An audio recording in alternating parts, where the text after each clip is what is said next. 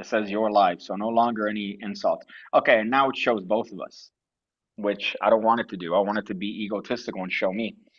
But now I have to, because this is the sort of ghetto stuff you expect. Really? Yeah? Okay, good one. Good one, Peter. Because this is the ghettoest of all live streams, notice that we went on Lloyd Barnes' stream. Amazing. Everything was without any problems. And then you come to mine. And how do I test my stream? Well, obviously, I'm going to open it up on a separate device and hope that I could find it and play it, which is the best part about YouTube because they don't show. There you go. Maybe it'll show there. No, still doesn't show. Still doesn't show. So I don't know. I don't know how it sounds. But hey there, Peter. I assume that this is live, which is why I'm no longer resorting to the dirty words I was using before. But I appreciate having you on the PigCast.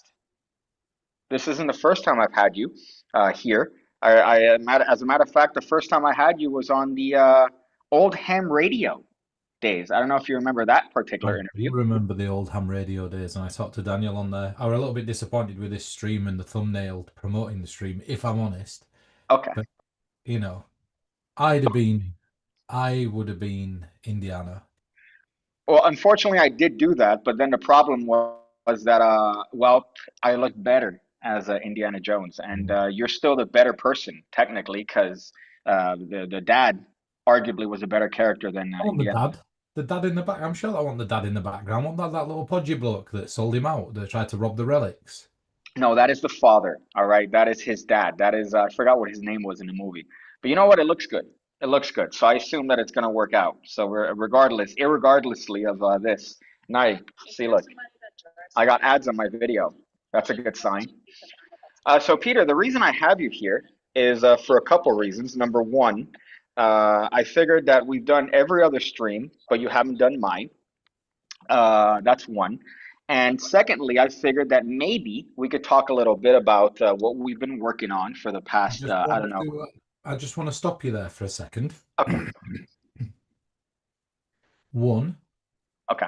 Secondly, do we remember this discussion a week ago when I told you that naturally that's how people speak? Which is? When I sent the email last week and I put one and then give the first thing and then I put secondly, and you said that's not the proper way to do it. I said that's how everybody speaks. Okay, all right. But that's Play not the in video writing, back. my Play the friend. video That's back. not how you put in That's writing. English. That's English. Well, you guys are fucking backwards. You guys are fucking backwards. But you know what? That's not the point of the stream. That's not the point of the stream. The point of the stream, Peter, is that we have a goal. All right, Okay. you and I. I work with you. I don't work for you. I want you to remember that I work with you. And the point is that we've been working diligently on this project that you called and coined the Psychic Survival Kit. Yep, we have. Okay, thank you for that insight. And this trip or this kit took many trips. Took many instances of me dealing with you. It started, I believe, in Blackpool with the genesis of the idea that you said, Let's "Oh, let's slow back a little bit. okay, So what PigCake's going to do is going to give you the shorthand version of what actually happened, and he's going to miss out all the juice and the details. So let me give you the actual details of what happened. This started about a year ago. Slowly but surely, we're molding PigCake into a working man. Slowly but surely, we're teaching him that, it's all right to get up early in the morning and work till late at night. And I said to him, I said, I want to go on an RV trip. This is maybe a year ago. This would be before the Grail. PigCake's like, what would you like to do when we're on the RV trip if we went on the trip? I was like, I don't know. I just want to travel from one side of America to the other or one coast to the other. I've done the NC 500 in England. Now, what's really interesting is in England, if you do the NC 500, that's considered a massive amount of miles to do 500 miles around the top of Scotland, right? It's one of those life-changing experiences. And I went on it with Mark Lemon, and it was one of the most incredible experiences of my life. To do 4,000 miles in an RV, right, is a completely different kettle of fish. And so I didn't really understand the size of America. Well, I understood the size of America, being that I could see the difference in the size of the roads and how long it takes to get from one place to another. But when you're flying everywhere or you're just sitting in traffic in like LA, for example, for hours and hours and hours, you don't really get a barometer to understand how vast America really is, especially Texas, right? So PigCake's trying everything he can for the first bit of the trip to not go on this trip. He's going, well, why don't we just start in Miami and do this little loop and come back? I'm like, I don't want to do that. Wasn't a Well, little loop. It wasn't a little loop. Okay, I just wanted to clarify that. It was from Miami all the way to Nashville, all the way to North Carolina, and then back down the coast, and then that's a little end. loop. That's That's a 2,800 little loop. 2,800 miles. That's a little loop. Okay, all right. Keep I keep. wanted to go from Los Angeles all the way over to Miami.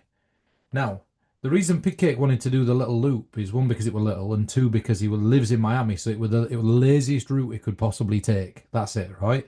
Also, certain defensive reasons that I don't want to get into on stream. That if I started in Miami, I could perhaps bring accoutrements on the trip that would have allowed me to feel safer on the road going to the shady locations that we ended up going to. Do not. We didn't need it, right? Nothing happened for one, and two.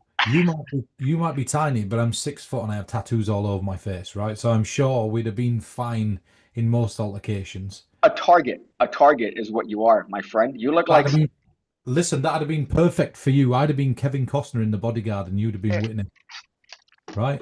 I've always had that fantasy I've told you of somehow in Blackpool, we're walking down the street, it's late at night, and a gang of, people that may or may not look like me approach you and end up robbing you. And then you take the brunt of it and go, save yourself.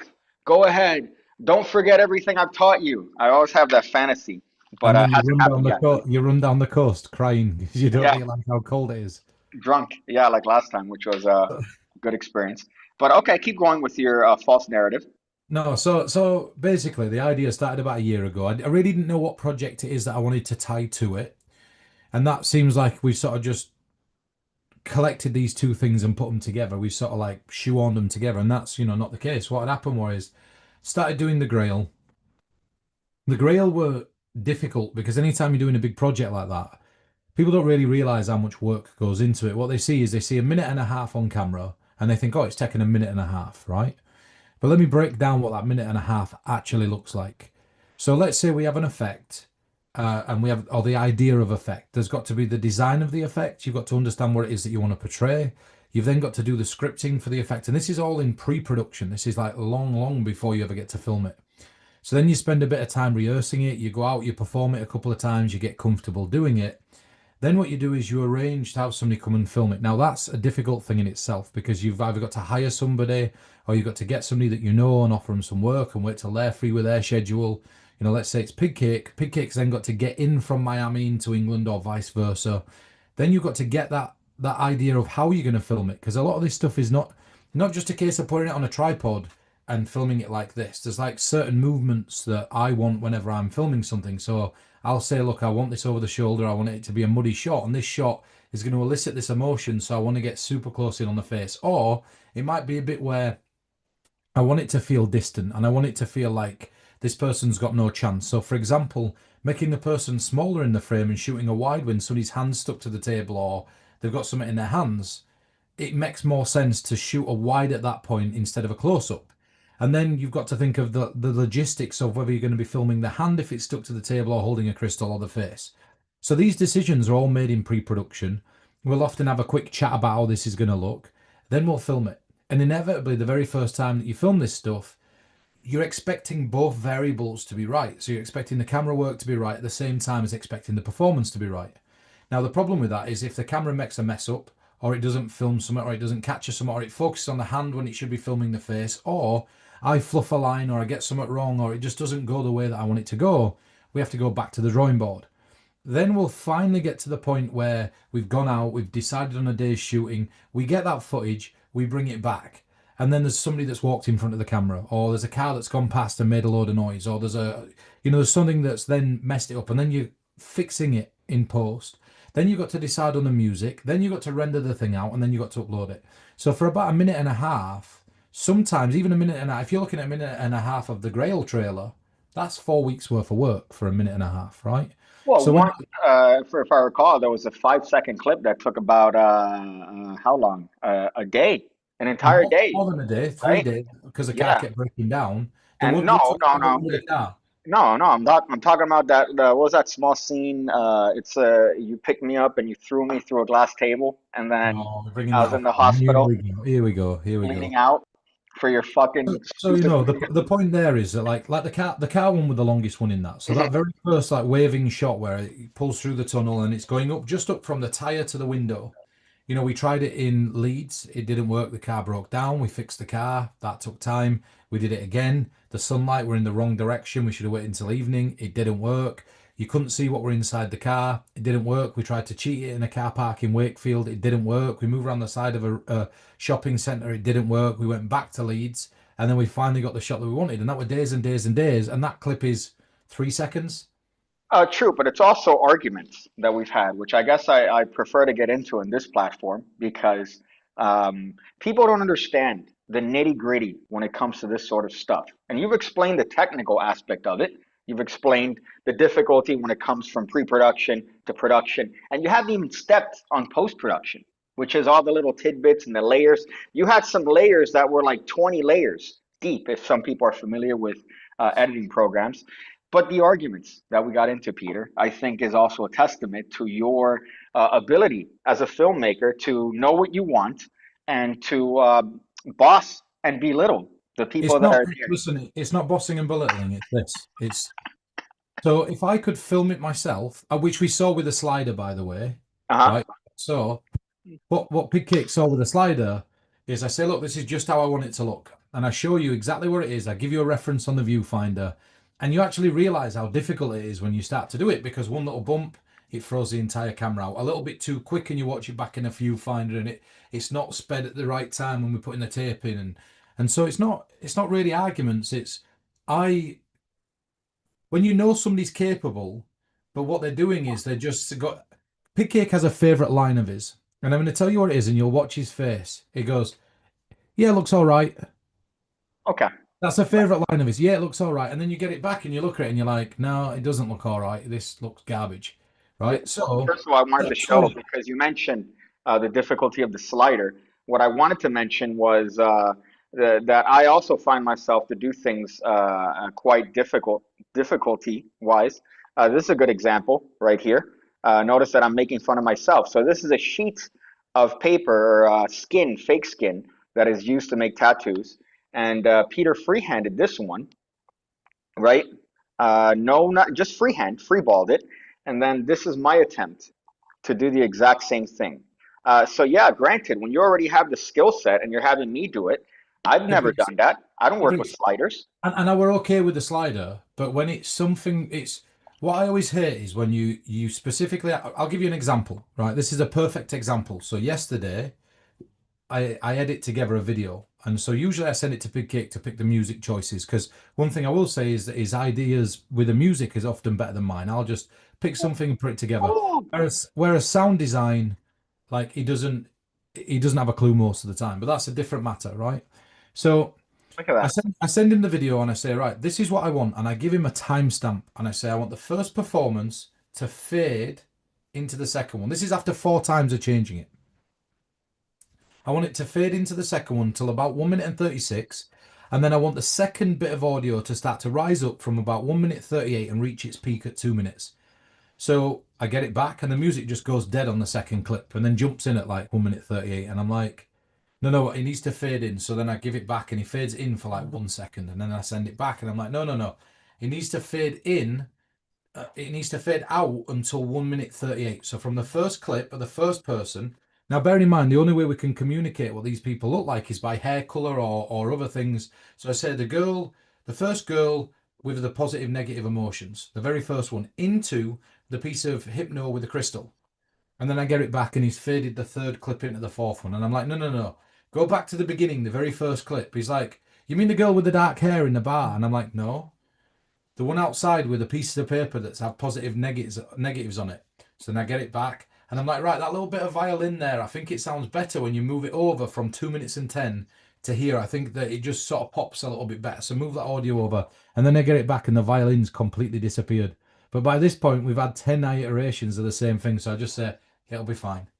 And we have to work at a compromise at that point. But that's all right. Okay. Well, I'm getting So bored. wait a So second. I Wait think a we should get second. into the trick Wait a that we took. second. Yeah, we will do. But wait a second. So to round it out and to finish the point is I've started to have to say, do you understand that? Say it back to me. because I'll What say is this? something. What is this, Peter? That is an earwax remover that doesn't work. Camera, right? A camera. So this is something that I procured when I was in your house, and the reason for this is because I have I have a lot of difficulty in listening and hearing. Oh, Yeah, sorry, listening. hearing, No, yeah, hearing. listening. There we are. We've got it from the horse's mouth. Okay. I have difficulty listening. That's a fact, right? So what I do is I make. So there's one thing that is very productive, and if the first little bit of a thing that I can share with you, we never work from mobile phones when we're at my house. Never. That's just something we don't do. We work from pads, notepads. Oh, okay. Right, and we don't work from phones because it's distracting whenever you're looking at a phone. And if you're using an analog pad and you're carrying it with you, you can make a quick note. We can change stuff. I can hand him a pad. He can copy it. I can take a photograph of it. Then he can copy it onto his pad. It seems a little bit slower, but it's not. So we write everything down. And so now when I say to him, can we have this? And I deliver it on an analog pad, the old archaic way of delivering it. And I delivered it like a carrier pigeon right to you. And then he says, I have difficulty listening because I have earwax. Okay. All right. Well, let's ignore, all right, that point because you went on a large tangent just to say that you have blissful ignorance when it comes to using your faulty equipment. All right. Blissful ignorance when it comes to not understanding that maybe gimbals don't work in high speeds, especially when your friend is driving at approximately 50 miles per hour down these little tiny English roads while me hanging out the back window like I'm gonna get my head cut off, like in what is it, Heritage, the movie, or whatever, Hereditary.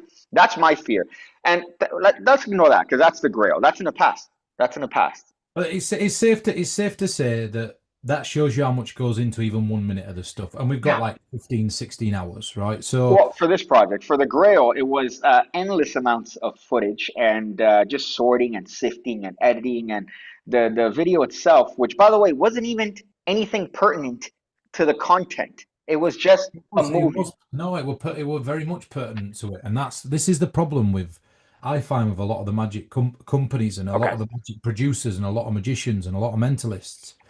It's one of my favorite mentalists of all time, and I'd arguably say my favorite is Theodore Hanneman. Hmm. And ask anybody about Theodore Hanneman, they can't really tell you much.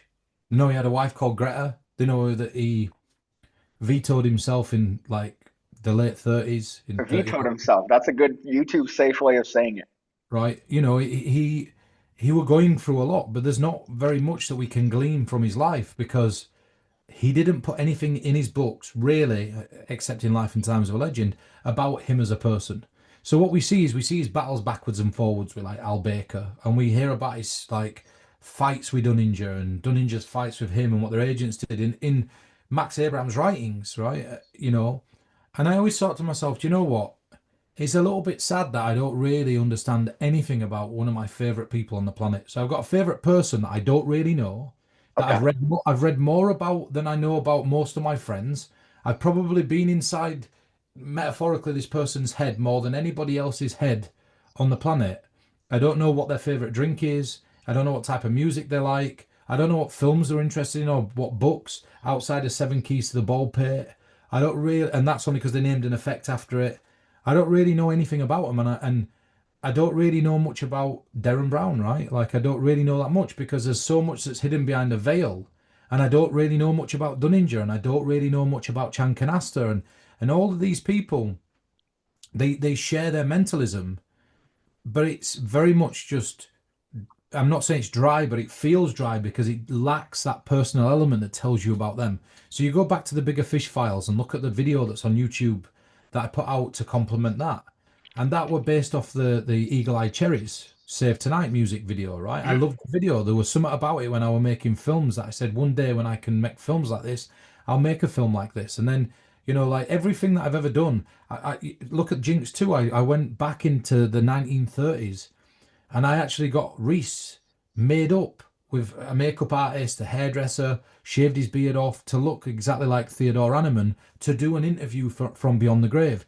Speaking about Bigger Fish files, like I love TV and I love the fact that you know there's people doing TV mentalism and TV magic, and I thought, well, you know what, I might never ever be able to be on TV. It might just not happen for me, or it might be I don't come to the right meeting at the right time, or we don't come to an agreement. I've had lots of television offers. You know yourself, you've been to I was there. in Hollywood, right? I get offered jobs all the time, but it's never right, and it always compromises on the artistic quality. So what did I do? I decided to shoot my own television show with the limited knowledge that I had of shooting TV shows. Now I knew what a TV show should look like, and normally it's in the hands of a filmmaker and an editor. But doing all that myself, it opened up my eyes in terms of what I need to do when I'm consulting. I do it very differently now because I'm learning every day. But same as the Grail, like that small film, that small 80s feel film. We were in Pasadena a year ago, and a year ago we were looking at these little phone boxes that were strapped to the side of a wall to replicate a scene from one of the films that you liked, and we were trying to get hold of a convertible and learn about top-down shots, and it got in my head, and it were like, well, do you know, if I could make a little video like that, why wouldn't I? You know what I mean? And so I made this little film, and all of it is just a conveyance of things that I like. You know, there's a lot of hidden meaning in that. There's a lot of hidden meaning in that video that even you don't know about. Do you know what I mean? But it's like, for example, the bit with the horses. My granddad were a horse whisperer, and not a lot of people know You that. mentioned that. I talked to you about it before, but you know, I hated, and I hate with a vengeance, with a passion, horses. I don't like them. I was forced to run them around the field whilst I were a kid. I were booked off. I don't really remember how to ride a horse. I used to have to break them in, but that's just a little nod towards like my granddad. Like my dad always used to talk about a green Mustang, you know, and that's why I ended up getting a green Mustang, and that's why it made a feature in there as one of the characters, as a little nod towards that. Do you know what I mean? And it's You like, said it. It's a character. It's a character with a lot of yeah, airtime. yeah, it is, but it doesn't matter, you know. Like, and then looking at the Quentin Tarantino-esque style bits with the, you know, the scenes and the bit where you ended up nearly vetoed, and then just that idea of finding the Grail and then little things like that have captured my imagination. I've like filtered into this stuff, so it's like this RV trip for me. It were a dream that I had, and I didn't know what I needed to do it. But this has bought me the chance to do that, right? So it's like all of these things are little ways that you get to know me. Well, It's what would have, I guess out of curiosity, what would this kit have looked like had it been another one of your ideas? Because I know that the thing came in just out of happenstance, but there was another sort of, there was percolations of like other things that this could have been. yeah, like do you know what it'd have been if it'd have either gone one of two ways. And I've tried to minimize this because the audience is magicians and mentalists, it's not Mhm. psychics. What I'd have done is I'd have probably spent these secret societies that we broke into. We obviously, if we're really honest about it, we went into them and we accepted the fact that we couldn't take a phone. We accepted the fact that, you know, we had to put stuff in a drawer, but we got to talk about it and we got to go in there and we traveled to these hot spots. And I sat and actually paid, and you know this, I paid for sessions with like tarot readers in New Orleans. You can see the footage of me sat down getting like a little reading from a few of them. And I did that to see what it is that they had to offer in comparison to me. Now, the difference, if I'm 100% honest, is the entire slant of this entire thing would have not been about mentalism and magic. And what it'd have been is I'd have paid for secret recording devices, I'd have bought longer lenses, and I'd have done it all where it were right.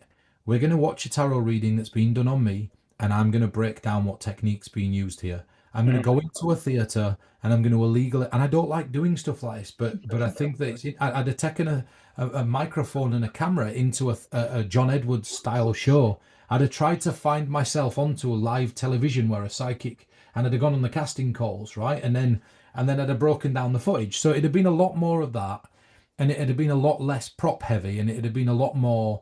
Here's a director's cut of what it is that you're watching. But it always had a psychic bend to it. It would have been completely psychic because it'd have all been psychic. So Okay. it'd have all been psychic. That'd have been the thing, right? It'd have just been these are the psychics, this is what they're doing, and this is the techniques that they're using. Now, I'd have probably finished with my favorite mind reader, not mentalist, but my favorite psychic of all time, George Anderson, not the Mhm. mentalist. And I'd have sat and I would have paid $1,000 out of my own pocket to have a 20-minute phone call with George Anderson, and I'd have let him read me. And That I'd dude, and I, that dude charges $1,000. No, but he's impossible to get on the phone, and Okay. and money speaks. So I'd have paid 1,000 to do that just to get 20 minutes with him. I wouldn't have told him that I were a fan. And look, he's a medium, so you know Hmm. I should disagree with his techniques, but he's the best. He's the best mind reader and mentalist that I've ever seen. He's the best. He's the best psychic that I've ever seen. This guy was set out to be exposed by a television channel. They got people in, they leaked information about these people, and then they changed the people to see if he'd still say the information. These new people came in, he never saw them. They sat down, and his reading was so accurate from the way that the father had died to the father's name to what the son were doing and all this stuff that they started to back him. Hmm. And Yeah, no, yeah, I remember you showed me the videos. They were fucking yeah, ridiculous. amazing. Like, and learning his techniques and looking at it was really shaped again the same way Animan has, the way that I deliver performances, right? Mhm. So that's the way it'd have been. But you never would have done a traditional kit like you did with Illusionist. You wouldn't have gone the route of, okay, here's a twist or a bend or something that you could provide that No, would have been okay. that wasn't it, right? That was never it. But Yeah. then when I took a step back, I asked myself, well, I'm not a psychic. I'm not a tarot reader. If you asked me to choose between standing in awe at an amazing piece of magic that just looks so beautiful, even though I don't really do magic, and watching a tarot reading, it'd be the magic that capture my attention every time, or to watch something that has a really incredible story instead of it being some narrative that's there to talk about death or loved ones or X, Y, and Z.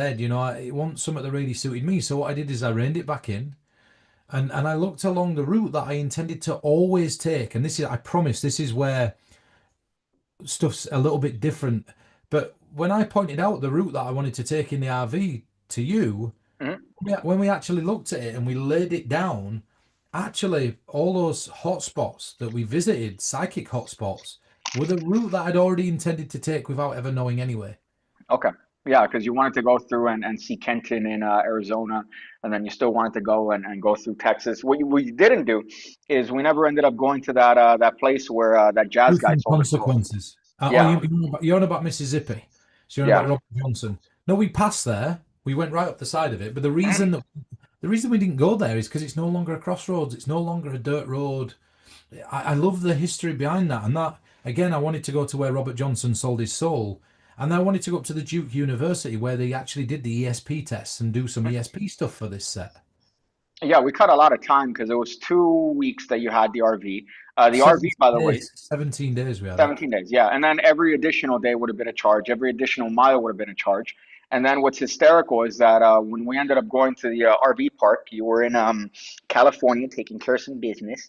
And I met you up at the RV park. And when you said, "Oh, I'm going to rent an RV," and I was looking through the yard of RVs, I'm like, okay, these are reasonably sized. These are normal, decent RVs. Because I saw ones that look like um, just regular trucks with like a U-Haul in the back, the equivalent of like a small U-Haul, not one of the big boy ones, but like a decent sized one. And then you got there and you actually went to the RV that you rented, and it was this fucking F-350. It wasn't even F-350. It was like a Dodge knockoff of a Ford F-350 with a 35-foot cabin in the back. That was, by the way, the least, not the least expensive, but it's middle of the ground. There were cheaper ones that were smaller, maybe because they were better quality, but this shit was put together by, I don't know, God's will. It wasn't anything that should have been drivable by any means. And you notice that throughout the entirety when we're doing a little turnaround to see the condition of the van, it looked like shit. There were scuffs everywhere. There was stuff hanging from the bottom. The oil, which is something that we got into in the little documentary. You're not going to have an RV for rent with 15% oil life left. You're not going to do that. But then the guy came in, no, it's all good, man. It's all good. The oil is going to last. And you're hitting him with math, and he's obviously not going to understand But that. like he needed to because it were like, look, that there's this is the oil life, this is the length that the oil's gonna last. It only lasts 10,000 miles. It says that in your instructional video. Yeah. You give me the instructions. Yeah. You want me to follow the instructions to get rid of the water. You want me to follow the instructions to fill up the water. You want me to follow your instructions to fill up the gas in the cooker and work the generator. When you tell me that it's got 10,000 miles of oil in it, and you're telling me there's only 18% left. When you do the math on that, it's really simple. Divide it by 10, Yeah. right? So that's really simple. And then add 8. So it's 1,800 miles. That's how long the oil were going to last. And We it were didn't doing even last 3 days. no, it didn't even last 2.5 days, right? It Yeah. were so this is the point. But all these things aside,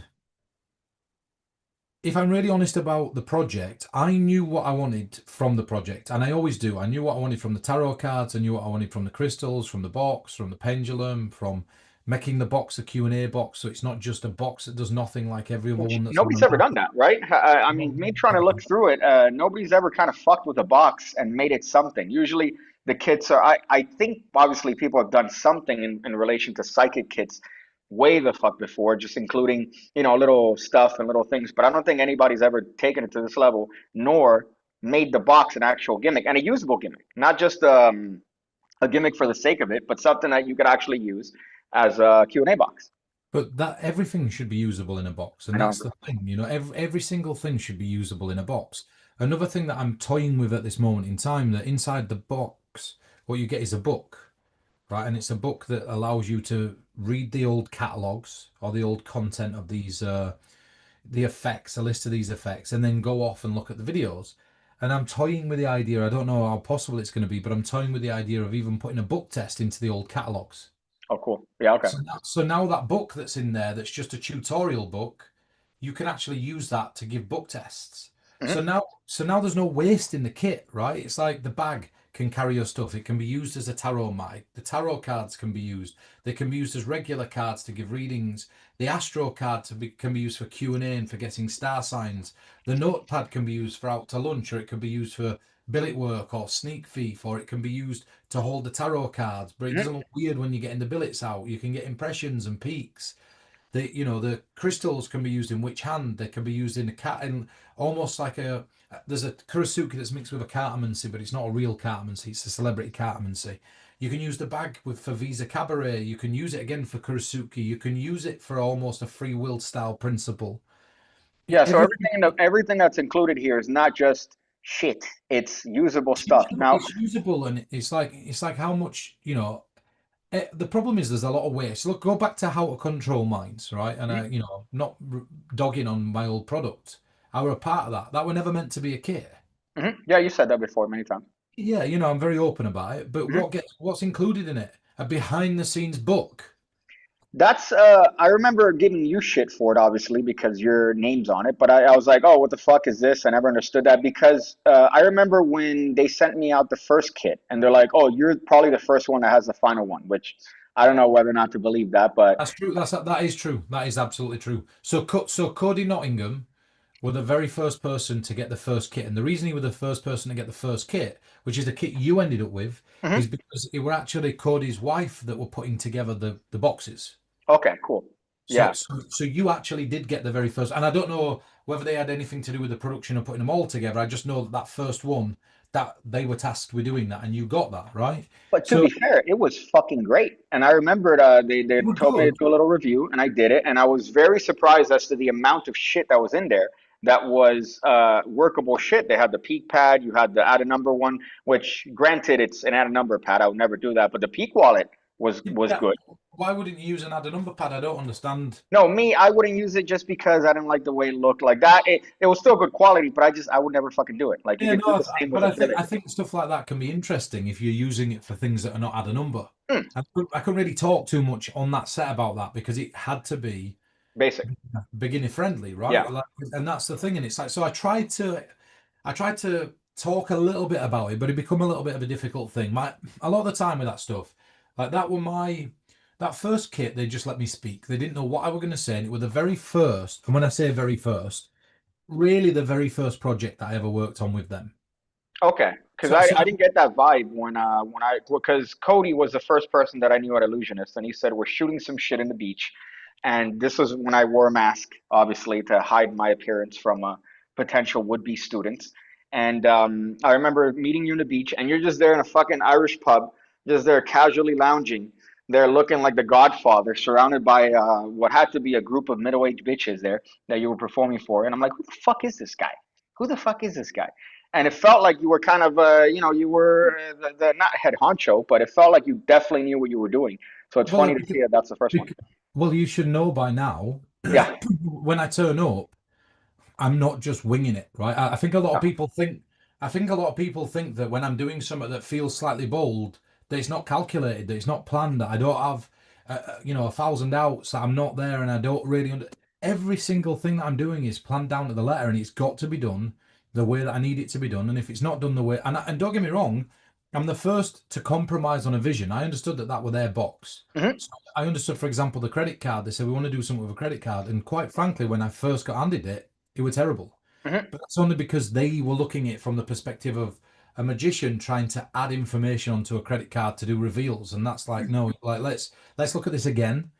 Let's break it down. Let's see if we can put this into it. Let's see if we can put this into it. And the compromise there, like I've said in another interview, were actually interesting, right? Yeah, yeah, it's a usable thing. It's a sort of That's thing it, that's right? yeah. But But yeah, go ahead. when I'm on a shoot, like especially that one, if I had free reign to do what I wanted, but I didn't have free reign to go where I wanted, Hmm. I right? noticed that. Yeah. Right. So I had free reign. So like for example, went to this Thai place, and I noticed this row of books, and I like started adding the book to the shelf because I knew that I was going to do a stop force on the book to pull it out, and they believe it were theirs. And Brad's there, like, you can't just come into a restaurant and start picking ornaments. And I'm like, Brad, just let me get on and let me show you what the finished result is. And Hmm. then if you look at, take a look at, I don't want to say that I had any influence on the way that illusionists do things, but one thing that you'll notice, go back to how to be a magician. Yeah, you'll see a couple of vox pops, right? And yeah, you'll see like, but look at the difference between that and when how to read minds dropped. Because what I did is I littered in there the one thing that were important to me, and that was a story that everybody else told, Hmm. right? And that's the story the person them saying like, oh, this guy, he's come out of nowhere and he's got all my banking information. I'm getting him a whole bottle of whatever I want, right? And then it comes to like me in the middle with it, and they were some big CEOs actually. I didn't know who they were, but they were big CEOs for big companies, and just little bits like me leaning into the camera, which that I do. Like I'll capture what my thoughts are in the moment, and whether it gets used or not is a different thing. But I lean into the camera and I go, the incredible thing is, 2 minutes ago this patio were empty, and word spread so far everybody wants to see what it is that I'm doing. And this is how you become the life and soul of the party. And then I lean back and just go back to performing, right? And it's like just a moment where I break. I break the fourth wall to talk to the audience. They wasn't seeing that before. Do you know what I mean? And Hmm. narratively, I think they quite liked the way it worked. And then obviously we moved on to how to control minds, which did exponentially better. But that were never meant to be a kit. And then you get that little gold dice or copper dice and a pen. I don't know why that were in the kit. Yeah, I was gonna say that one was kind of just a shoehorn to be a kid, just to get on the sort of to ride the wave of the success of the previous kids, But and but it but did. that's it. It fucking Yeah, did. it did it, and it went up into the 400,000 and something. Do you know Yeah, what I but mean? hold So up. We have a couple questions here. I don't want to ignore the pig cake cunt community because then I get accused of having an ego. Even though if you look at the metrics of my channel, you definitely know I don't have a ego. But we have a couple questions here.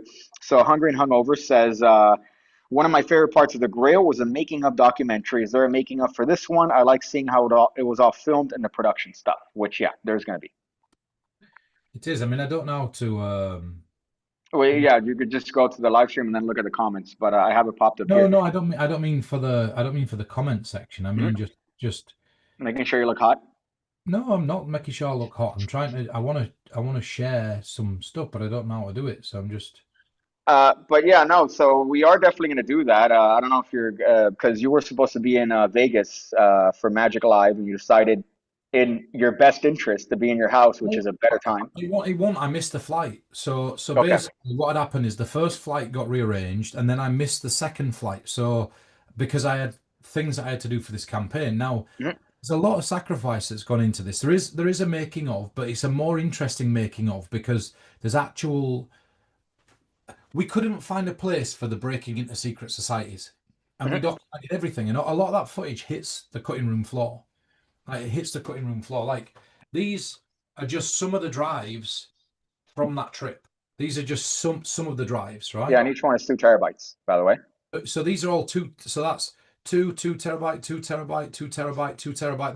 There's 10 terabytes there, and these are all full, right? These are all full, and these are full of footage related to this. So there's a lot of stuff that would have otherwise hit the cutting room floor and it has stayed. And I've got hard drives, and there's another one. In fact, I tell a lie. We had to buy another 8 terabytes, which is sat here. Yeah, the because they fucking ran out. slow. So there's 18 terabytes of footage, which is a lot of footage.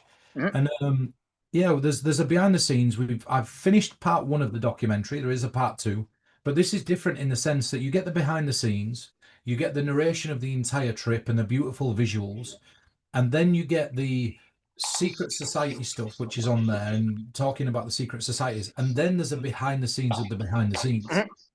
Yeah.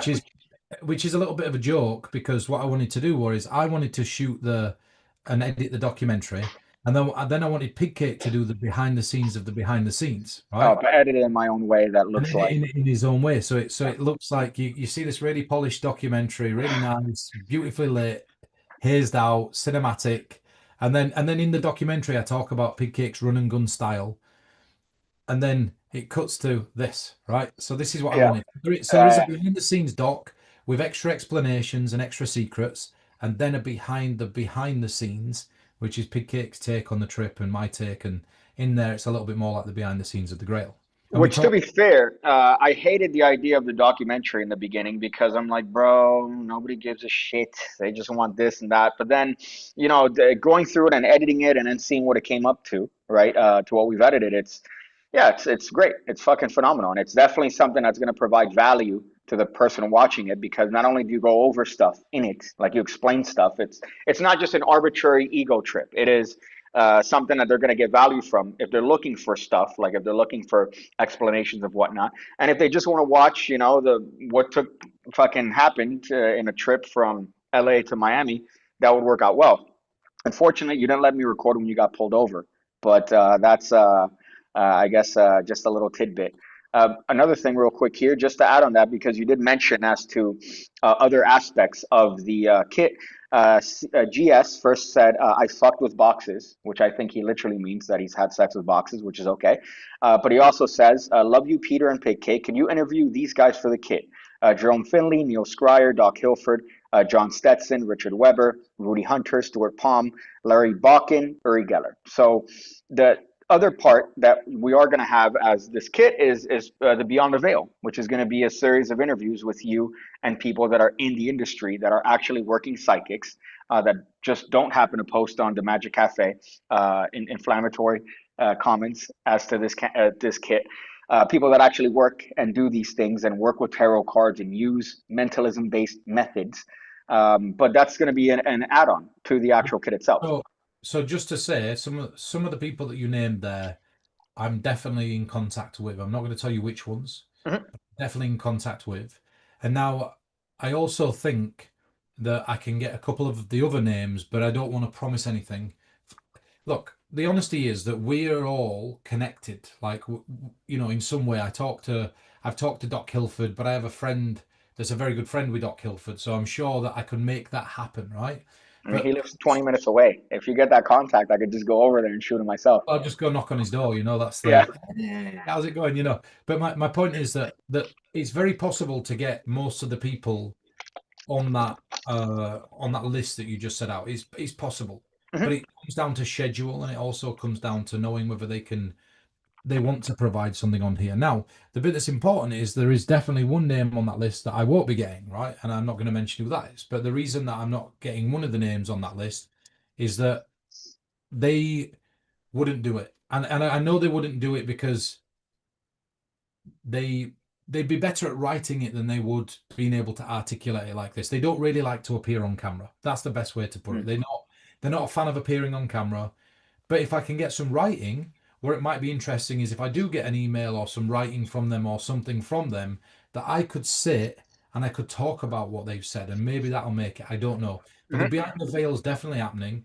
I've already got a couple of names I say a couple, I've got a few names that are already booked in, and just sit tight on that one because that's for me. I'm going to make it happen, right? Well, it's good shit because it's people that are actually working, and you've done some already that are in the can, which are great. But But them ones keep to yourself for now, right? Because yeah, of course, of course. that's the beauty. So I have already filmed some. I've already filmed some, and I can't say whom, Hmm. but I had some really fun interviews with some people that know a little bit about this stuff, and it's really interesting because you get to see them talk. It's more like jam sessions instead of interviews. Hmm. We riff ideas, we talk. I say, have you ever thought about doing it this way? And you get to see me jamming and saying things about their ideas that they didn't even know were possible, and vice Mhm. versa. So, you know, Which is always valuable, especially in a kit like this, because whereas you're doing more mentalism stuff, this obviously, you're known for propless shit, even though you've mentioned many times you just hate the notion of it, just because it's usually done in a way that I would consider to be, let me do this, let me see if I could get this effect going. AIDS! But as far as this, it's always good to get people that are working it every single day of their lives and doing it for a living, because then you get the perspective of somebody who's actually in the field, grinding it out, using sometimes these techniques that are. I mean, you've seen certain Penguin Live lectures that we've laughed about for many years that are on the really fringe of the esoteric. That are just there's not even methods. The methods are imagine a ball. Okay, could you hold your hand out? Could you imagine a ball? That's the trick, right? I've always said to you, look, this is the thing, you know, not to name any names, but that lecture, I said to you, there's some great stuff in there. Yeah, there Like, is if and it's worth it.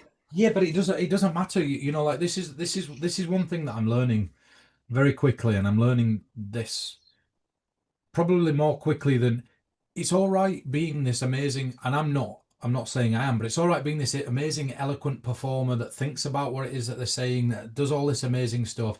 And all that people think is, well, I'll never be able to do that. Mhm. So for me, what I'm trying to think about now whenever I share anything is how to capture this in the simplest way possible so that you get from A to B the quickest way possible with the littlest experience. So Or now effort. yeah, none. So it doesn't matter what your skill level is. It really doesn't make a difference, right? But then at the same time, I try to offer the perspective from here's how you pack the meat onto that spinal structure. Now, what that lecture provided, it wasn't necessarily the way that I'd have done things, but then again, it didn't matter what it did, is it inspired me to think about ways that I would do things. Mhm. Right. And so little things like that where they're going, there's no effect here, you know, like apparently an angel's come down and picked somebody up and flown them off and nobody's moved. Like, think about what's being said out loud there, right? Mhm. So think about just the notion of forget the method and forget that you've seen it and forget you've seen what it looks like and forget that you've analyzed it. Imagine somebody tells you, I was watching this guy and an angel flew into the room and picked somebody up and carried him. Yeah, yeah, crazy. Now, that's amazing, right? Yeah. Like this guy literally took a ball of energy, put it in somebody's hand, and it weighed him down. Mhm. Like those concepts, I think, at their core are incredible concepts, right? Well, what fucked them, I think, is also the context, because you saw it in the experience. That's Yeah. it. What? No, what fucked him? What fucked him is lack of being prepared. Mhm. Okay. No, Yeah. look, True. look. What I always say to you, and I said it at Blackpool, and you know what I were annoyed most about at Blackpool at the Blackpool lecture is when I asked for the prediction to be taped under the chair. Mhm. I should have rocked the chair back and been able to show it, and it was folded, and I had to unpick it. Yeah. I hated that. Didn't matter to anybody else, but it mattered to me, and it still plagues me now, right? And it wasn't me that stuck it there.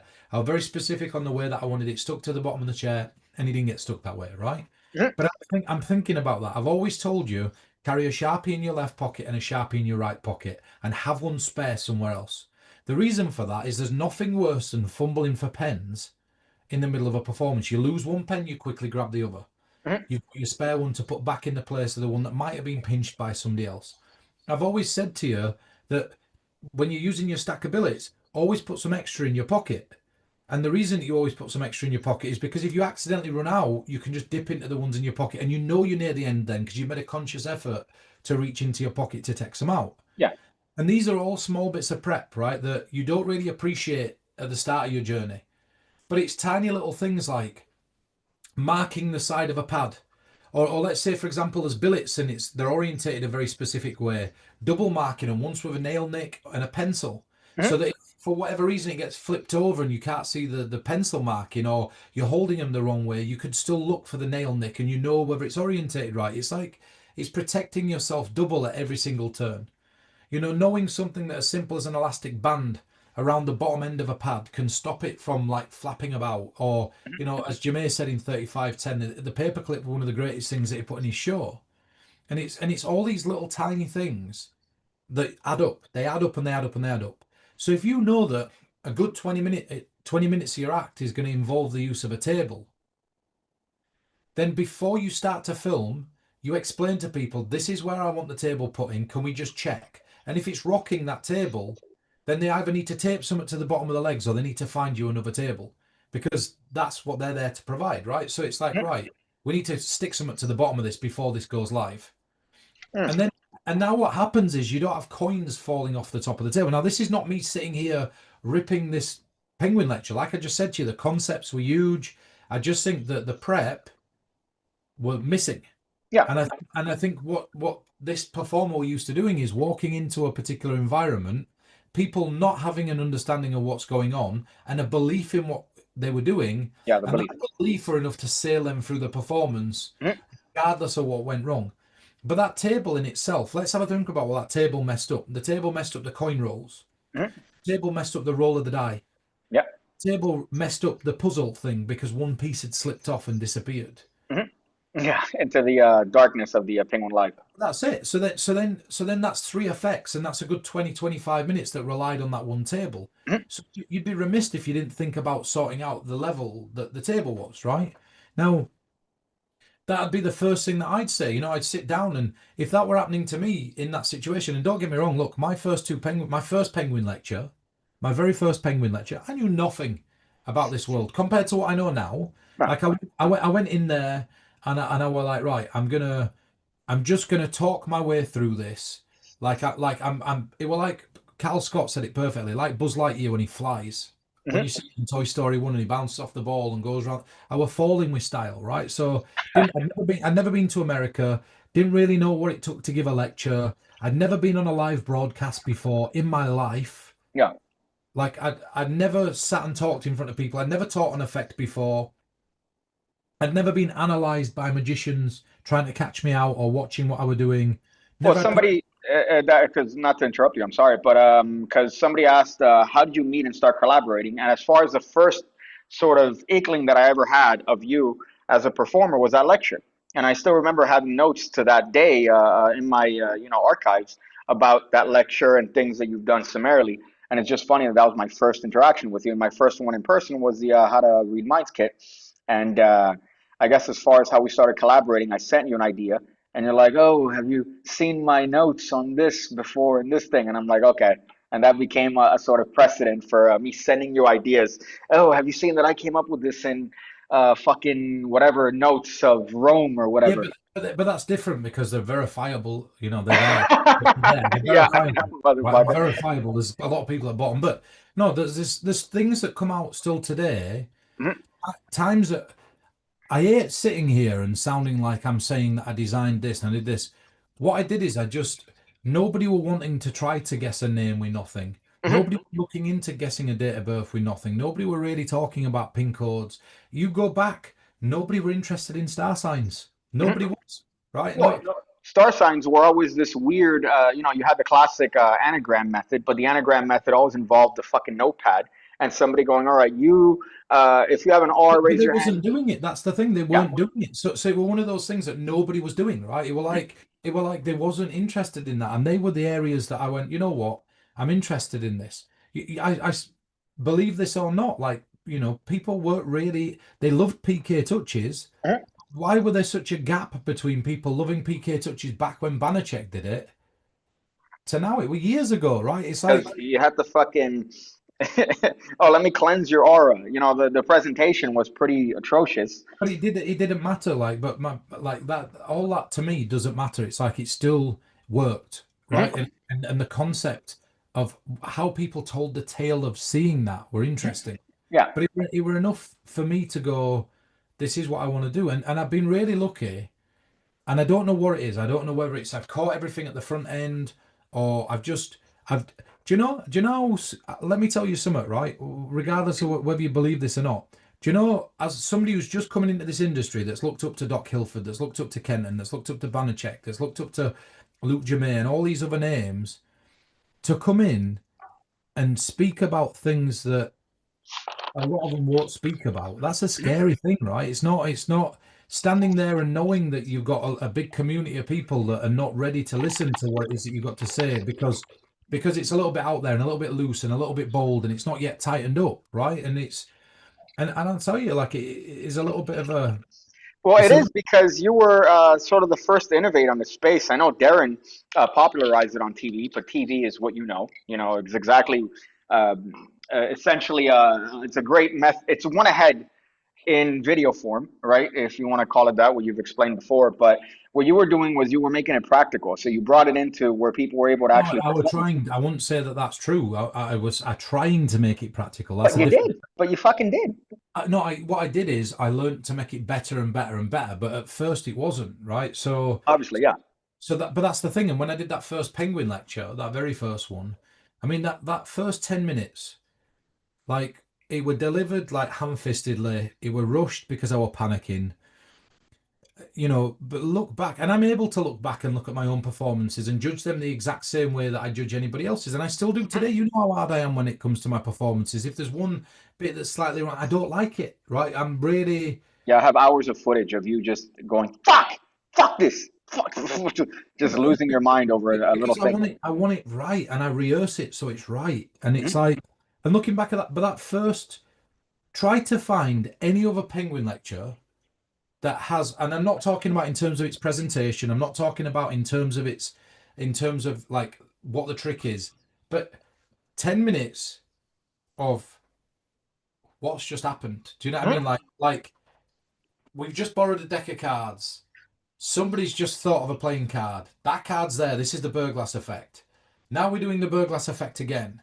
And now we've finished on a drawing duplication that nobody's wrote anything down and there's no pre-show. And in the middle of that, we guess somebody's star sign.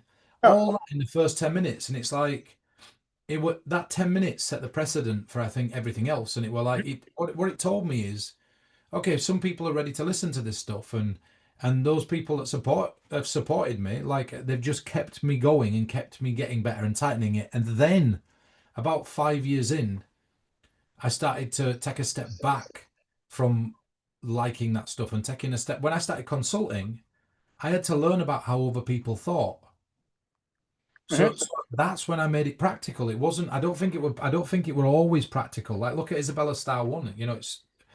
I won't go as far as it's not a bad technique, but by the time you've done the maths on it, and by the time you've worked it out, Isabella Star 2, I'd say, were where it started to become practical, but you still had to find out the number. Mhm. And then I'd say it took a step back in terms of its practicality for other people because there were a lot of memory work for Isabella Star 3. Mhm. But for me, I considered that practical because I can do that, right? And I can do it with ease. I could do it in my sleep. Yeah, yeah, which I've seen you do it in scenarios that shouldn't be, nobody should even be in, let alone perform in. But somebody had a question actually that ties into that. Little Beatsland said, just jumped on, love you guys, was wondering if you could give any more info on the Astro card. I love star signs divinations. Okay, so yeah, so the Astro card. I mean, I don't have it in front of me. I said I'd have showed you it, but the Astro card's a really interesting card because what it allows you to do, it allows you to know somebody's star sign in seconds. As soon as they know what question to think of or what questions they're thinking of, you know their star sign in the questions, and there's no fishing. And I always hated these little flimsy plate-based bits of mentalism where it's like you've got this big steering wheel that they have to spin round to find their star sign, and then they're holding it, and Mhm. then you're down to three or you're down to two. And I talked about that in the astrological mentalism section. I did it with a beer mat.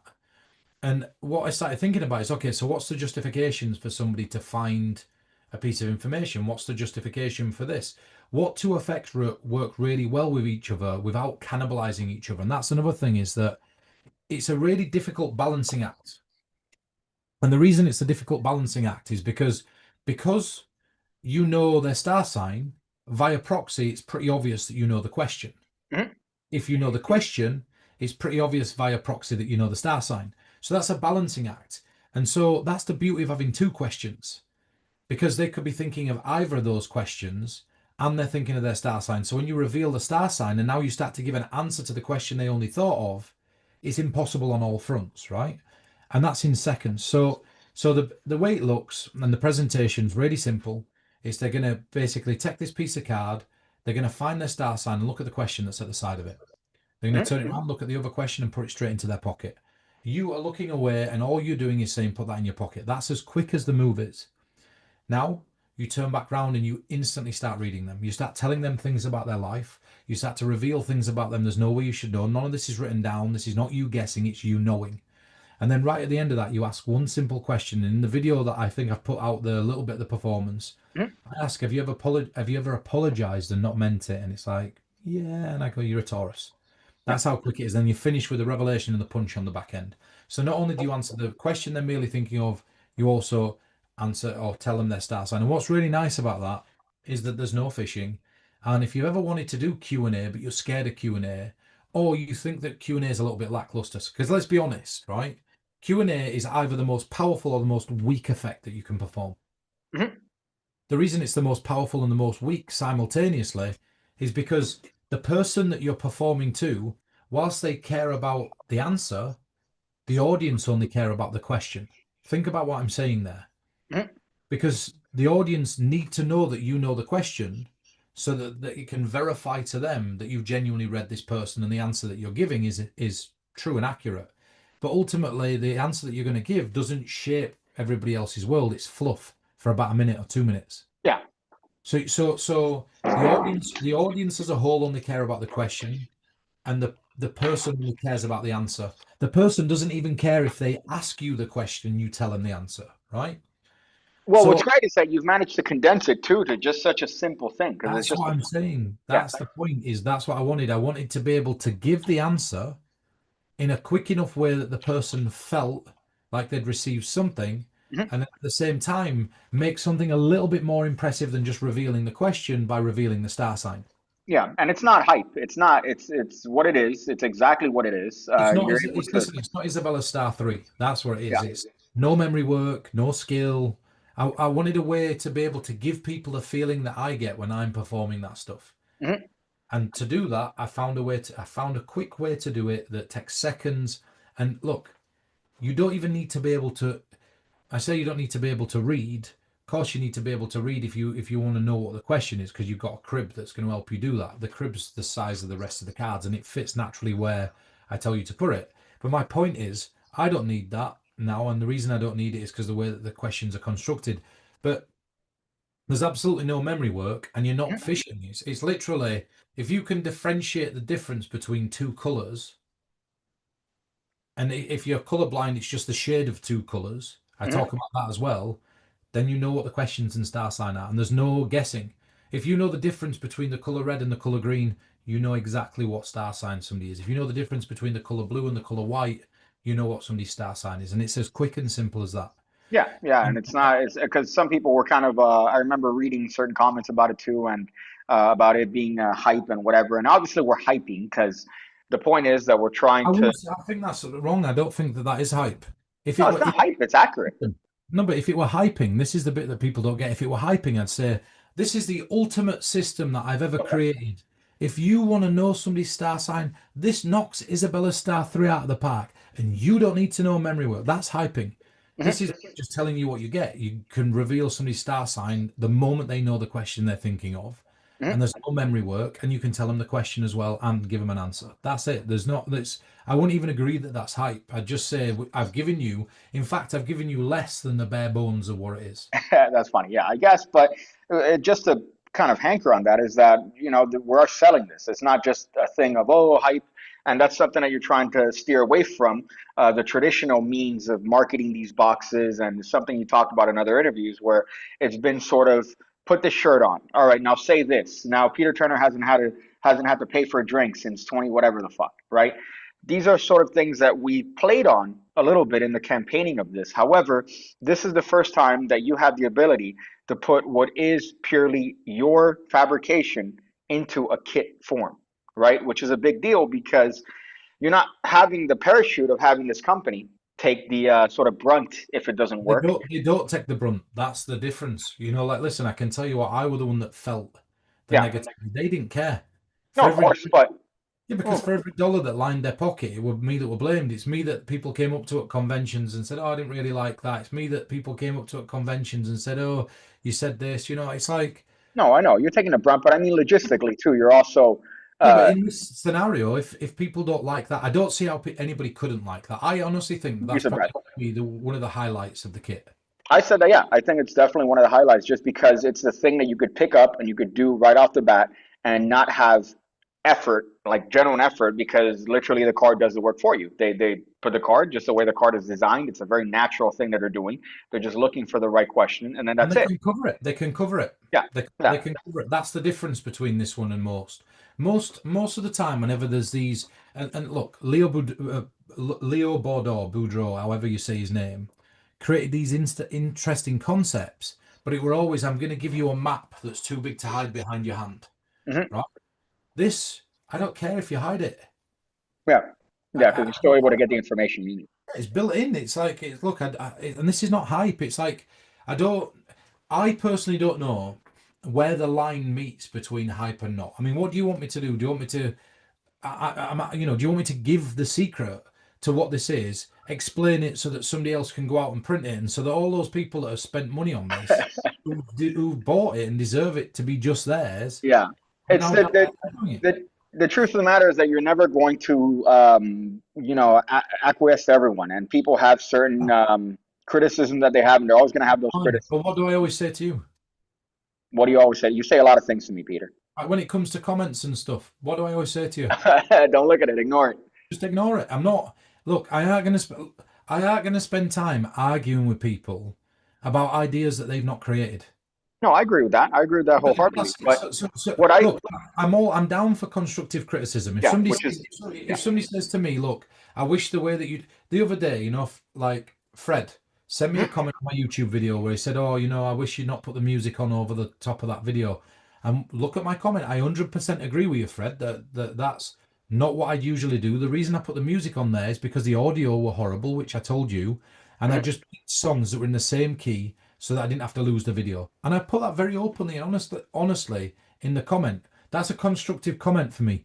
If somebody turns around and says, you look like you've fallen asleep and kids have drawn on your face with a pen, I can't Which I change said. that. I can't change that. And you're entitled to that opinion, but I Mhm. don't want to waste time reading it. If you No, say you're to me, right. But but that's it. Like, if somebody says, like, look, this is hype, it's like, well, I'm not doing this the way that you want me to hype it. I'm not doing it the way that Illusionists are doing it. I'm not doing it the way that I'm not sending out. I've tried to send out 2 emails or 3 emails, and that's it. yeah, no, which yeah, granted. But what I'm saying is not in the sense of yeah, there's going to be a lot of people that are just like that. But what I'm saying is that oftentimes, and what I've noticed looking through a lot of comments, is that some of them, the majority, do have good things that we could add and sort of modify and change, which I've And I'm happy reflected to to. do that, which is what I'm saying. I'm happy Yeah. to do that. But when you're looking through those comments and you find the stuff that's good, then you're going to bring that to me. Yeah. But what I can't do is I can't spend an hour of my time feeling down about something that ultimately I can't change. There's people Mhm. out there and I don't even mean that disrespectfully. It's like, look, I fell into the trap when I first came into this community of listening to people that I looked up to. And I don't mean listening to what they were telling me. I took what were great, but they'd say to me, you should try it this way. And then I'd do what they said because I admired them, I were inspired by them, and I did it. And then somebody else that inspired me would say, oh, you should do it this way. So then I'd do it that way. And then they'd go, this person that I'd just done it that their way. I went, why have you changed that? It were perfect. So Mhm. I tried to meet in the middle and I'd find the line that best suited me and those two. And then they both turn around to me and go, why aren't you doing it this way? That's funny. Yeah. Right. And what I learned from that is that, look, like these are my brush strokes. It's my canvas. These are my creations. Are they perfect? No, they're not. Am I better now than I was 12 years ago? A million times. Will I be better in the next 12 years if I don't lose my marbles? Probably. So it's like, look, like this is what this is. This is a love letter, a document, a portrayal of where I'm at right now. Right. Mhm. And what I'm doing is I'm sharing my insights into a world that I see, think about, and love. And I have absolutely no malice when it comes to sharing this stuff. Like there's nothing in me that's there going, right, I'm gonna hype up this Astro card, or I'm gonna what it is that I'm proud of the Astro card. Mhm. I'm happy I came up with it. I'll use it, and I've said to you that I'll use it, and I'm sharing it. And it's one of the many things that I'm sharing inside this box. If you don't like it or it's not for you, that's okay. There'll be something in there that probably is. And there's a lot to choose from. Whether It's a it's lot. Whether it's just looking at the way that I deliver something, or whether it's looking at the scripts. Do you know, I sat back, a video that I'm about to air, and in this video, I asked I'm sat down with this girl at this table. It's the positive and negative emotions. Mhm. And I'm talking about thinking about something that makes them feel elated, making them, and just watch the performance. Because when I'm just riffing like this, it's not tight. But when I'm in performance mode, I'm in performance mode. And I'm talking about thinking and feeling about something that makes them want to get out of bed in the morning. And then on the flip side, to think about something that makes them feel like the weight of the world's on the shoulders. And then I deliver one line that just came into my head at that moment. And I think it's a really powerful line. It's the interesting thing is both of those feelings start and end in the same place, right here. Mhm. And just look at the face of the person. And that line, I'll never forget that line again, right? But it might be one line that you extrapolate from that, even if you don't want to use the positive negative thing. It might be that you use that with coins instead of, or cards or whatever. But the point is that anything that you look at, same as I just did. What did I just do to you when we talked about the penguin lecture with the table and other things? Yeah. Yeah. There's always a way to make it something that's valuable. But that's what we should be doing. Look, like instead, when I watch that lecture, there's things in there. I learn arguably more from that lecture than a lot of others.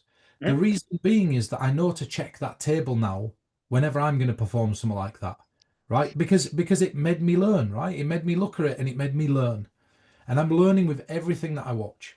Mhm. And instead of seeing it like hype, like, look, what do you want us to do? Not market something, not sell it, not mention what it is. And a lot of the time I get criticisms when I don't tell you what's in something, and when I'm very open like this and I tell you what's in it, oh, they're just hyping it now. And it's like, well, like, look, I can't, I can't agree with you. Like, I don't mean to be disrespectful, but if I were hyping it, you'd see me wearing a t-shirt with a skull on it, riding around like a Ken doll on a motorbike, in front of a No doubt. camera, telling you that I love apps and take away mentalism, Well, and I've not bought a drink since 2015. I'm not doing that. So I'm trying to be honest and open, and I'm very proud of what's on here.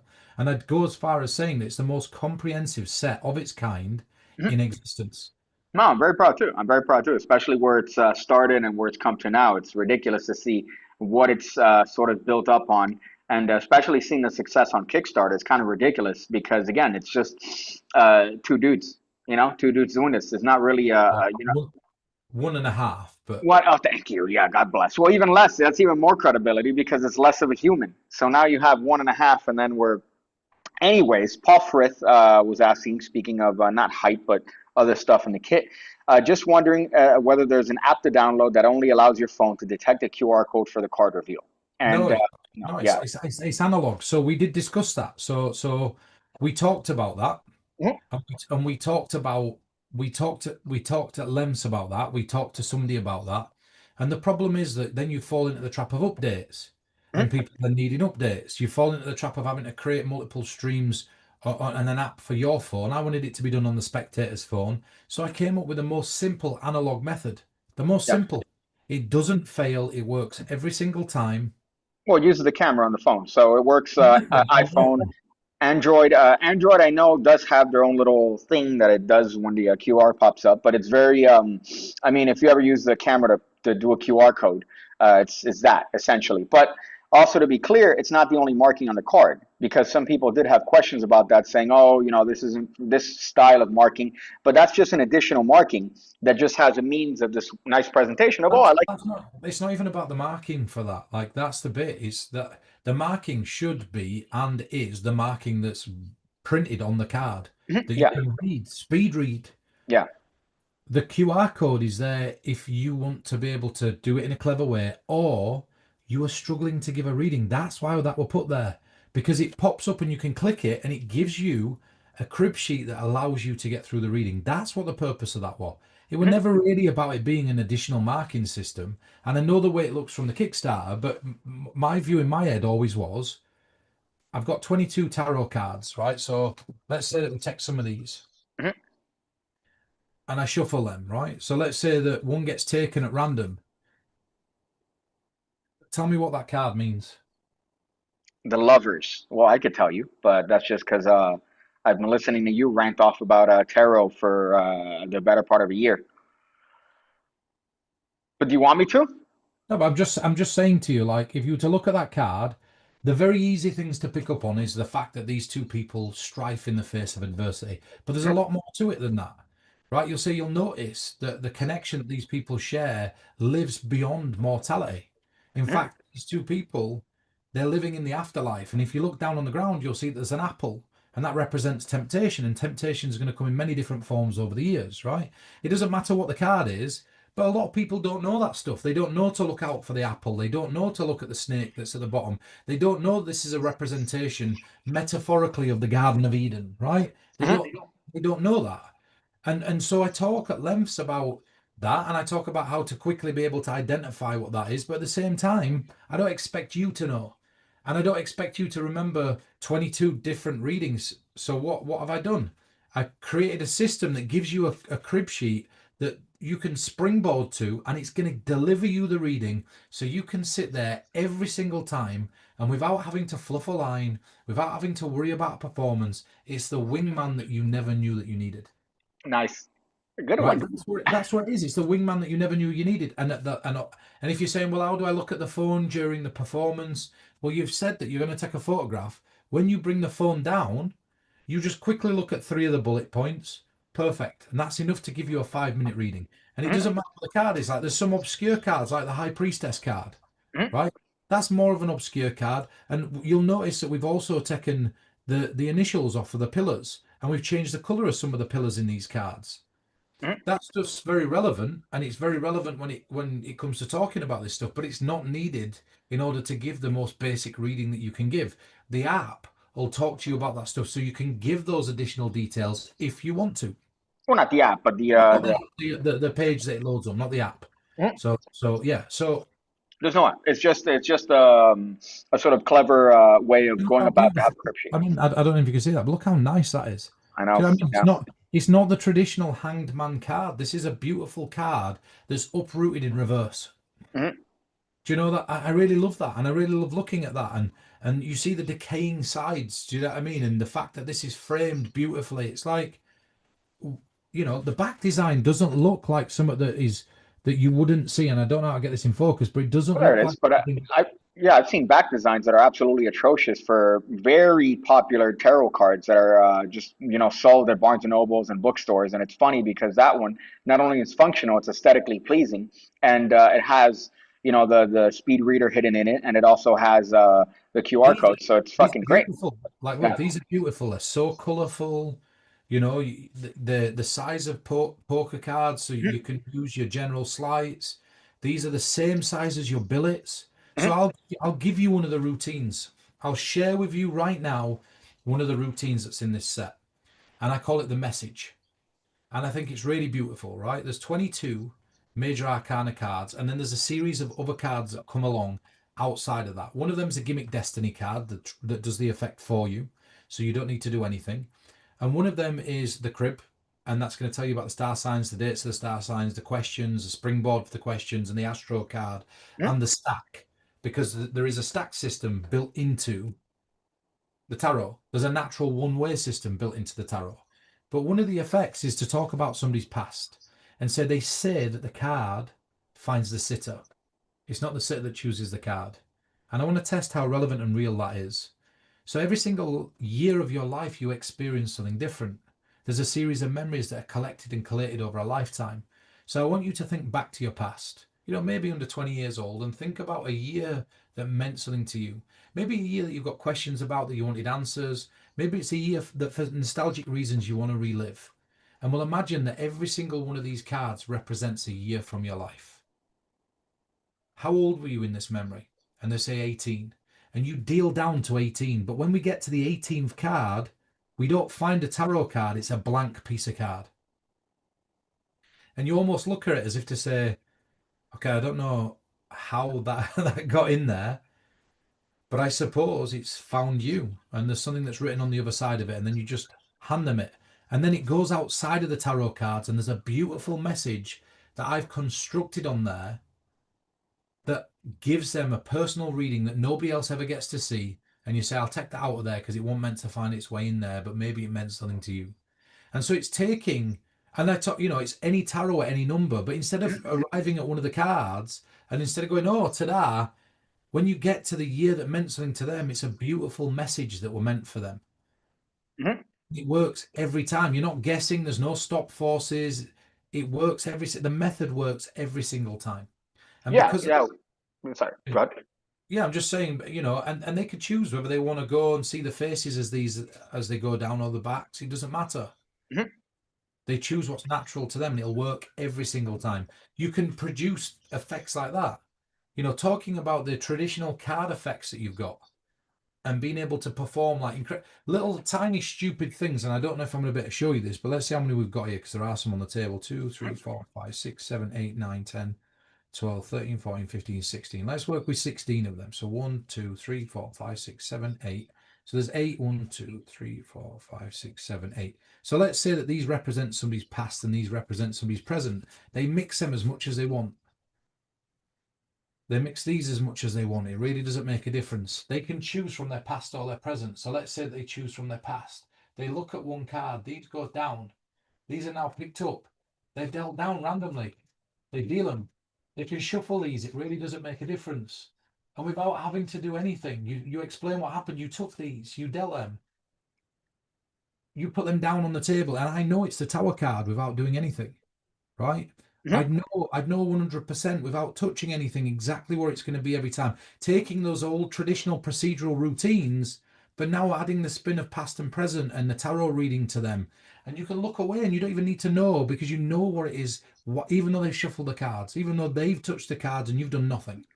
Which is a question that somebody had that they said, are there any playing card effects in the project? And you do go into great But detail as to. only to discuss the philosophy. So what I don't want people thinking is that I've gone take a card. It's not like that. It's how many of these effects that have we written off in the past because they're procedural, Mhm. which we can revisit now and we can add back into our arsenal. Because I don't know what your experiences are. It might be that you've got a very simple pick a card trick that you really loved, but I show you how to turn it into something that feels a little bit more story based. Mhm. But look at that. I mean, it took me 2 seconds. Yeah, yeah, and that's the 21 trick that's going to be included in there. Yeah, and there is a little bit of crossover, but not much. Somebody taking these and mixing them, and like literally mixing them however they want. Mhm. They can mix them up. They can riffle shuffle these. It doesn't make a difference. They can blindly take one out. So somebody takes a card. I don't know if you can see it. So you look at Mhm. it, Yeah.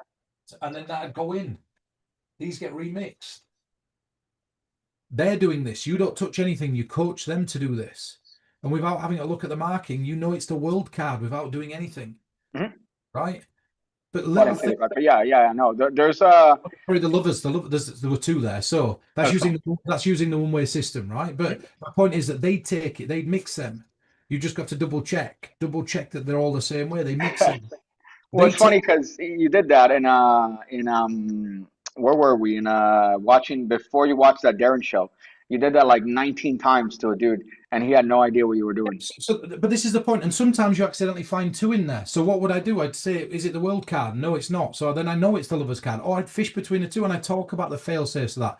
But again, you're giving a reading. And the Mhm. beauty between the lovers card and the world card is that's going to save your back because when you start to describe details in the reading, it's going to lead you to know what the card is. Right. But the beauty of that is like, look, it's got a one-way system built into it. So why would you not take advantage of that natural one-way system that's built in? So they're taking one, like, and me doing it on my own, it don't look that convincing. But Mhm. when you've got them shuffling and shuffling and shuffling and taking one out and looking at it, putting it down on the table, reshuffling, picking it up and putting it in, and they're twisting. I teach you ways to get them to twist the packet round and put it back in the wrong way around. Mhm. And how to get out of a situation where, let's say, for example, they put it in there and it doesn't end up the right way around, which can happen. I talked to you about the fail safes of that. Mhm. Like there's a million things that are I say a million, that's a bit of an exaggeration, but there's a lot of things that are discussed when it comes to the cards, and the designs are just beautiful. I mean, look at that. This is a rethinking, a reimagining of the That's traditional my favorite one. magician. Yeah, it looks amazing. Like these all look so nice. It's not just Well, that's it's just the best part is that that's just one aspect of the kit, which is the tarot cards, and also you have the pendulum, we have the switch bag, we have the box, we have the reader. Sorry, not the reader, the holder, which somebody had a question about, asking will refills for the notepad be available? so I'm in two minds about something, and I don't know if it's possible. People, probably won't believe me when I say this, but PigCake, you better confirm this, and you better go online and actually find out for yourself. Do you Mhm. know it's more expensive these days to buy a bicycle blank deck than it is a bicycle deck? Yeah, yeah. Which is ridiculous because they're not printing on it and they're just cutting it the same and putting it in a box, Mhm. right? Which is ridiculous, right? They're not. Some rep, I can't remember who it was, tried to convince me, and it might be true, that the reason that they're expensive is because they've covered the entire face of the card in white ink. That sounds like BS. Yeah, that's what I thought, right? But that's why they're more expensive. But I found a manufacturer that produce billets, Mhm. but they're not produced as billets. They're produced as game cards. You buy enough of them, and we're talking enough. We're talking 20,000. So it's not like 2,000 or 1,000. You buy 20,000 cards, which is a lot, and then there is a substantial discount. I'd be tempted at some point to look into the notion of buying 20,000 of these and then paying for separate packages to put these in, Mhm. so that there are refills. So like the 1914, we'd sell our own billets. Yeah. But to do that, I have to take the plunge of buying 20,000 and being lumbered with 20,000 billets that are just going to sit there in a warehouse and not sell. You know what I mean? So the answer to that question is maybe there'll be refills. I don't know. I really don't know. I can't answer that. But the aim is I'd love to produce some billets, but the margin of profit on those, and I'll be very open about this, would be very small. Mhm. Do you know what I mean? It's not like selling a PDF where you're earning £20 and you've got nothing to post out. Do you know what I mean? It's But at some point, we will be putting out the tarot cards individually. Yeah, so the tarot cards will go out individually, but for a different reason. Yeah. So there's a series of effects inside there that where you predict certain tarot cards, and there is a duplicate card that's provided in the set. The Mhm. duplicate card that's provided in the set serves a really interesting feature, is that it lives in the switch bag and it never comes out of it, Mhm. unless you're obviously performing using the secret pocket in the switch bag. But Yeah. for tarot stuff, when you're using that, it lives inside it stays in the switch bag. Mhm. Do you know what I mean? And it allows you to do really incredible effects where it seems like you knew in advance exactly what cards somebody were going to go for. Do you know what I mean? Yeah. Uh, Yeah. Yeah. But as far as what's indicated, it's very comprehensive. And what's great, kind of to circle back to what we started talking about, which is this journey that we took from LA to Miami and seeing, the card readers in New Orleans and seeing their spreads and seeing their readings. And it's funny because you see what they actually tell people that they get paid for. And I don't want to say that it's half-assed, but it's insignificant compared to what you could give using basic mentalism techniques. Listen, let's go back for a second to the thing a second ago where there were two cards the wrong way around, right? Mhm. I literally saw this in New Orleans. The woman in the red that were trying to give me a reading, and she tried to tell me what card. She's like, because remember when she was saying, "Oh, I'm pretty good at guessing this stuff as well." Mhm. And we've got this on camera. I don't know if you remember this, but she thought of a guy called Rocky, Mhm. and I guessed it. And then she's like, "Oh, let me," and I pick a tarot card, and she gets it wrong. And there's no shame in that. Sometimes, the little bit of a little bit of texture is all right. Do you know what I mean? It's all right. But what I thought were amazing were that she didn't bat an eyelid. She didn't care. She just sat there and she said, "Oh, have you got have you got the Emperor card?" And I'm like, "No." She's like, "Well, you should have." Oh, Then she well, it's just funny gave me a because reading. that's what you were saying earlier about the because it ties into the pattern about the card finding the suitor. Because if these people get it wrong, granted, we are always thinking of methods and fail safes and how do I get out of this situation. Whereas for them, well, you messed up. It was the cards that messed up, or you messed up. It's always out of their pocket. It's always out Yeah. of their. But it does again, like I say, but it's so obvious in this that Mhm. I just didn't run through them, but it's because I'm just grabbing, there's chunks of them that are laid everywhere from different packets. But it's so obvious in this if you are going to look at them. And the reason it's obvious is because as soon as you go through them, I only just give a quick run through. I mean, look, Mhm. there's duplicates, as I Yeah, was saying. But as you run through, you see one that's upside down. yeah, If you see yeah, another yeah, that's yeah. upside down, all you got, and again, they happen to coincidentally be dupes, but ignore that. That's just Definitely. because I've got a couple of packs on the table, and that'd have been perfect. But if they was different, you know, simply just asking about, look at the focus on the background of the card. Look at you could just fish for the color and you know exactly what card it is. There's and you'd know between the two. So these fail safes are not a problem. Look, when we did it, we were with Akshay down in I don't even know where we were. We were Uh, Milton Keynes. Milton Keynes, yeah. So we were down in Milton Keynes now. Like great guy, and he's going, oh, there's no way. Like, and even you knowing that technique, it must have been six or seven times before you realized what were going on. Yeah, yeah. I was like fucking annoyed because when I realized, I'm like, oh, okay, great. Yeah, it's This person's shuffling them. They're picking one. You're mhm, now swapping. You're looking at it and you're putting it back in. yeah, You're shuffling them back up in between that point, and still you know every time, and it's just like a really nice little thing that completely makes sense. Like, look, just to make sure that everybody knows these are genuinely mixed, and also everybody knows what the card is. Just pass it around the table. You continue mixing these. Now put it in. Do you know what I mean? Like little yeah, tiny things like that, or even just that when they spread them towards themselves, they take one out, they put it to their chest, they put the cards down on the table, mhm, right? Slyly put that down. You've now, there's loads of little moves, and I talk a full section on changing the procedure each time. mhm. Just on that one little action that you could take into your own card stuff if you wanted to. Yeah, and that's I mean, again, that's very fooling to a magician. A person that's a lay person would have no They're not, chance they're whatsoever. not even thinking about it. They're Yeah. not even thinking about it. Somebody asked too, if we're doing separate tarot, any intention to make a full deck, which is actually something we talked about earlier. So depends on what kind of reader you are, but I'm going to be really honest that a lot of real psychics still only give readings using this arcana, Yeah, the right? major arcana.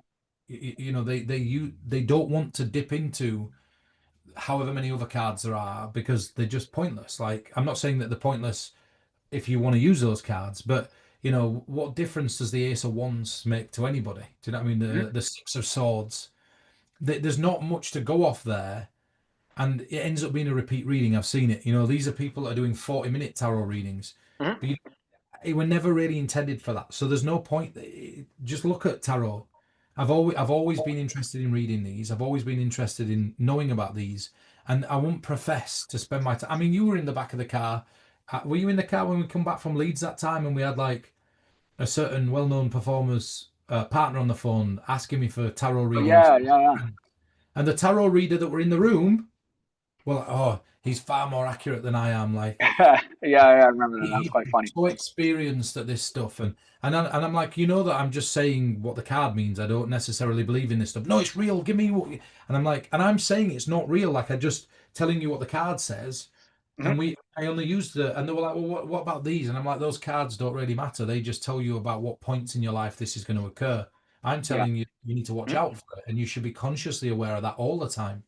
Well, and also in terms of just the major and minor arcana, to be completely frank and a little bit candid, the fact that we could offer it at a lesser price, because they're getting technically would be half a deck rather than a full deck. So we'd be able to offer it for way less than what would be an ordinary tarot deck by just virtue of doing a major arcana. So it becomes cheaper to the consumer as well, and also more practical because the major arcana is going to be what people are going to recognize. Nobody's going to know the fucking Five of Cups, right? But the major arcana is the one that you tend to work with. As a reader, it's a lot easier to read. As a sitter, it's a lot easier for them to understand and comprehend the ones that are actually in a major arcana. And also to the consumer, it's a lot better because they're getting the tarot marked tarot cards at a substantially discounted price compared to a full deck. Just because we're only able to offer half the deck is what they're getting. So they're getting it at a less price. So But logistically, it's also better. But not only that, like I said, carrying around this huge bulky packet of tarot cards is not something that I wanted. I wanted it to be slimline. I don't want it to feel like you're walking around with a big suitcase full of stuff. Mhm. The reason for shrinking the size of these down, that were the reason for getting rid of, the minor arcana or the minor arcana. It were a conscious decision. I don't Mhm. read that. I don't want to read that. And I just wanted to share with you effects that could use this. If somebody else wanted to take what we're teaching on this set and apply it to an actual tarot deck, I'm sure you'd find ways to do that. But you'd be looking at some of the, it's like a book carrying it Mhm. around. I just didn't want that. Well, yeah, and yeah, for packing reasons, it's also a lot easier. And then you're carrying around what is the equivalent of this.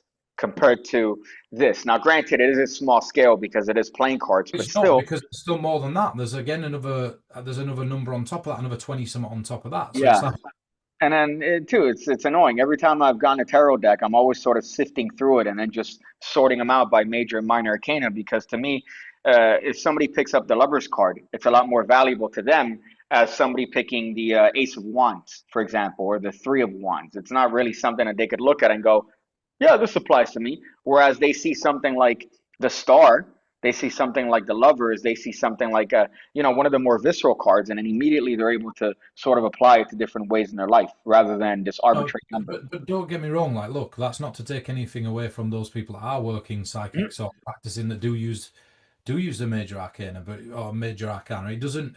But to me, this is supposed to be something that can be condensed if you want it to be, but mhm, can be elongated if you don't. You could put 3 cards down. You could put 4 cards down. You can give a 4 card reading. You can do a 2 card split. You could talk about a clock reading if you wanted. You could look at Christian Chelman's stuff, which I mhm, talked about on the set very briefly. You could take these old ideas like the old clock systems and other things to be able to work other things out. You're not limited based on the fact that you're only using one of the arcanas, arcanas, mhm. depending on how you want to say it. Um, you're not limited at all. In fact, what it does is it opens up options because it fills a space with, in my opinion, better stuff than fluff. Mhm. No, you're right. You're right. And at least, one of the things that I teach in the PigCake Magic Academy is one of my favorite things with tarot, which you can't do with regular tarot cards, which is give a sort of pre-reading where you're giving somebody a reading blind, essentially, where the spread is face down cards, or you could have two face up, which is something that you go into great detail in the actual kit itself. But it's a wonderful thing to be able to have that marked card where you could give them qualifications and qualities and things they're going to pick up from the card. And when they turn it over, it validates it. You're correct in whatever it is you said because of the fact that, well, you ostensibly didn't know what the card was.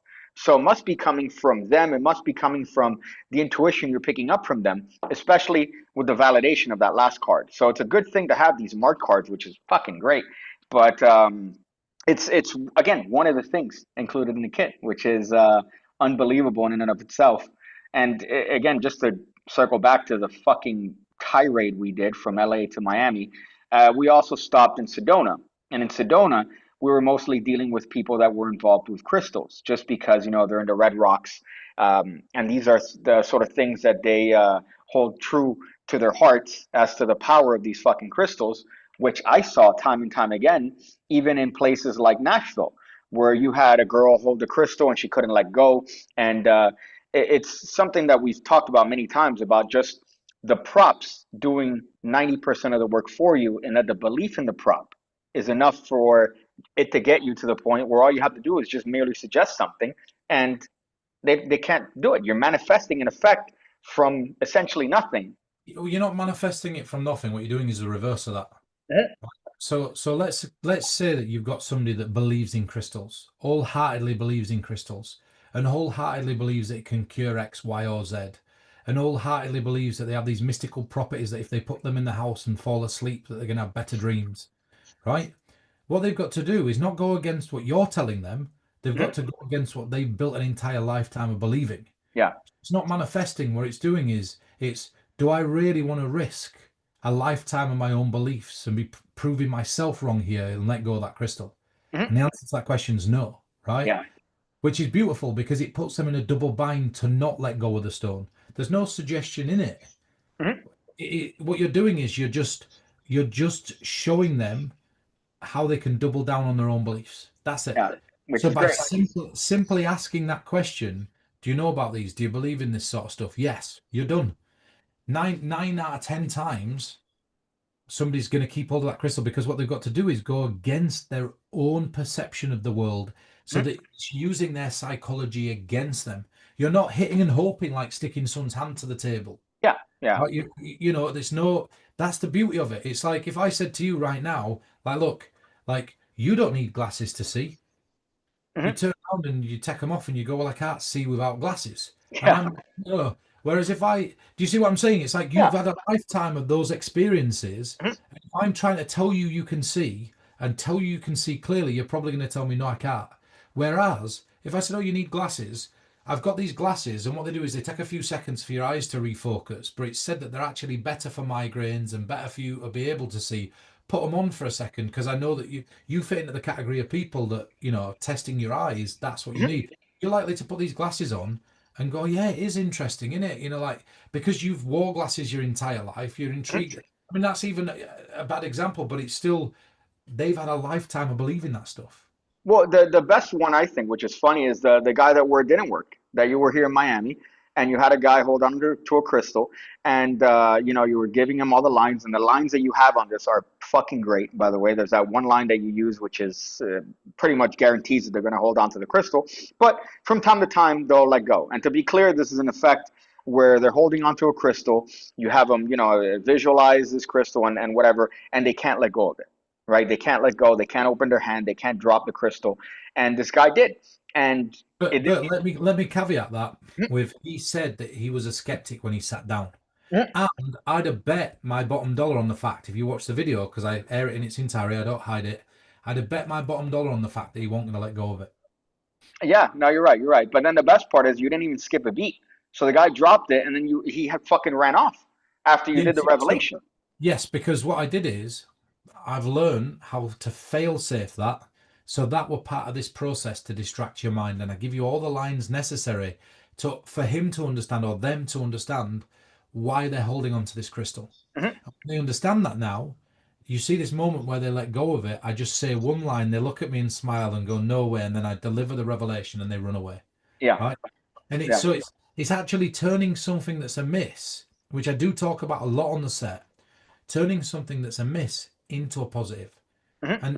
And one of the things that I think is really interesting, and we'll do some quick fire questions, because we've been on nearly 2 hours, but um, is people see a miss as a bad thing. And it's only a bad thing if you don't understand that if you predict a miss, you're not missing. Yeah, that's a good bit. Right. Right. So that's it. So it's called predicting the miss, or the PTM principle. Hmm. And the idea is that if you predict that, okay, so this round, you're going to catch me out with this. This round, this is going to happen. Hmm. And it's on the riskiest bit, and it happens. You go, you see, Yeah. like that idea of predicting that miss, or heading it off at the pass, and making it part of the routine, so that the miss is seen as a success. And I talk about that in depth. The miss is the success. Then you get credit for the miss, and then you still hit as well with style, and it doubles down that hit Well, and the reactions you even see. even in that crystal routine, there's no miss because at the very That's least, what I'm there. saying. Yeah, You're turning it as part of the process where you exactly. expect that to happen, and Hmm. when it does happen, you were right anyway. Yeah, yeah, which is again one of my favorite parts of it because you saw it when it was successful, which is an immaculate effect, and then you see it when it's unsuccessful, which is an immaculate effect. So at the end, they're getting an immaculate effect. But had they actually gone to the whatever the process was for that, it's unbelievable. The people watching, and then they ask after, "What do you mean you couldn't let go?" I couldn't let go. I couldn't let go of it. I tried my best, and I could not let go of this crystal in my hand, which is absolutely ridiculous. So yeah, let's get into some questions here. Colin Phelan, one of my favorite people on the planet. He asked, sorry, I skipped that one here. I know he asked one before. This is a great host that you have in PigCake here, but he says that essentially it's my fuck me, dude. I just saw it here. PigCake, you're clearly passionate about debunking psychics on your channel. How did working with this project affect your views on people who present with a psychic theatrical framework?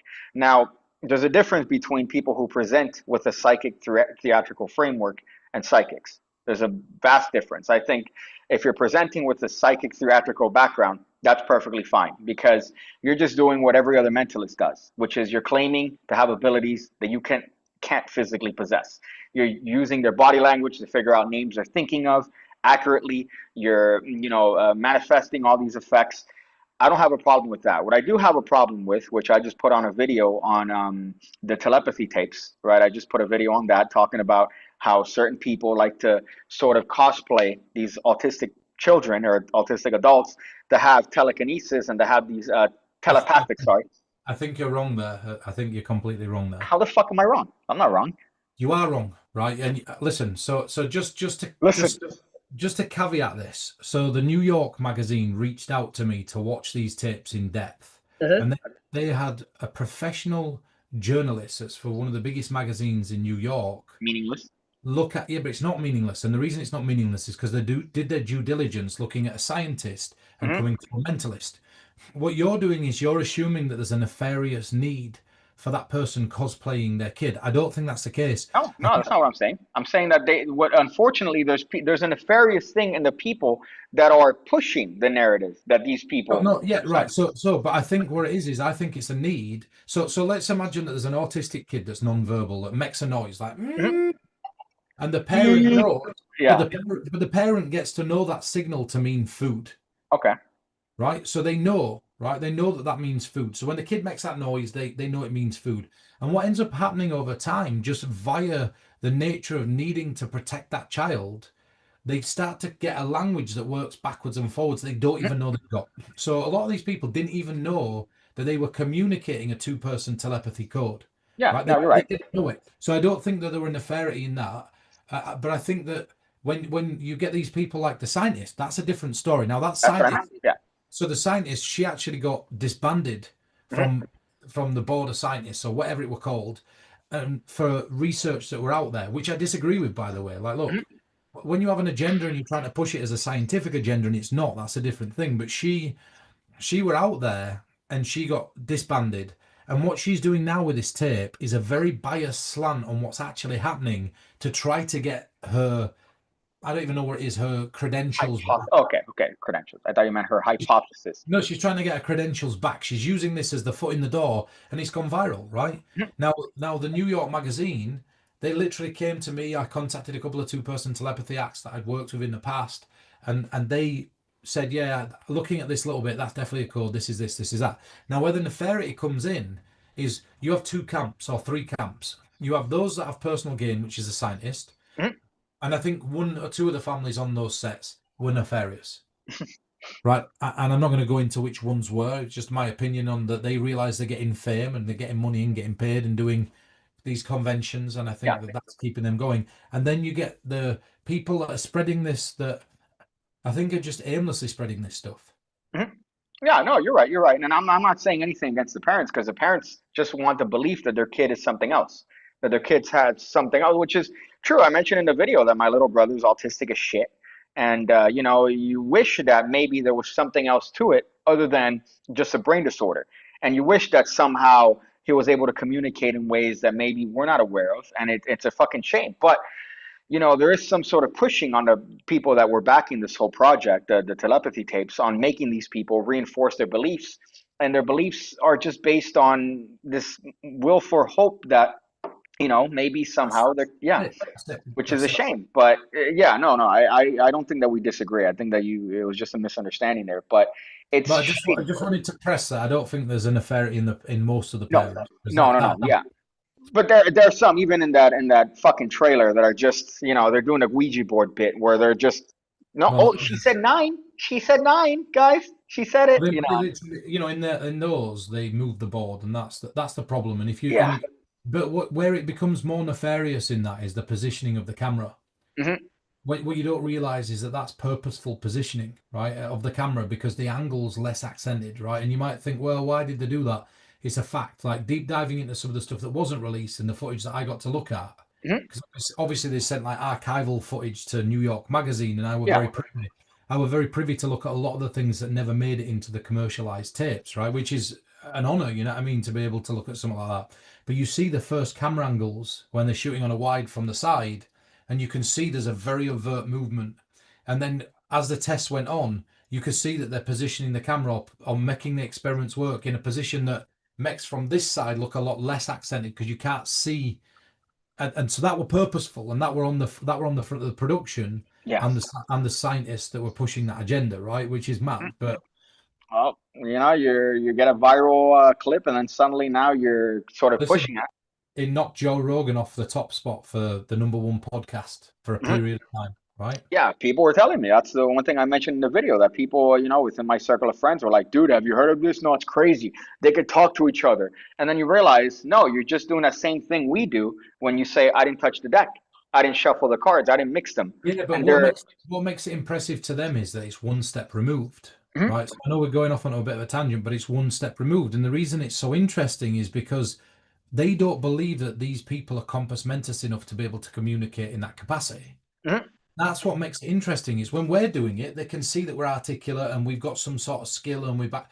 Whereas that's what I think is so powerful about learning to take somebody else that's never done this stuff and letting them do it, and you're communicating through them and they're channeling it, right? So that Hmm. shows you if you wanted to replicate that, just to take somebody that doesn't know this stuff, that has never seen this stuff, and they still manage to do it.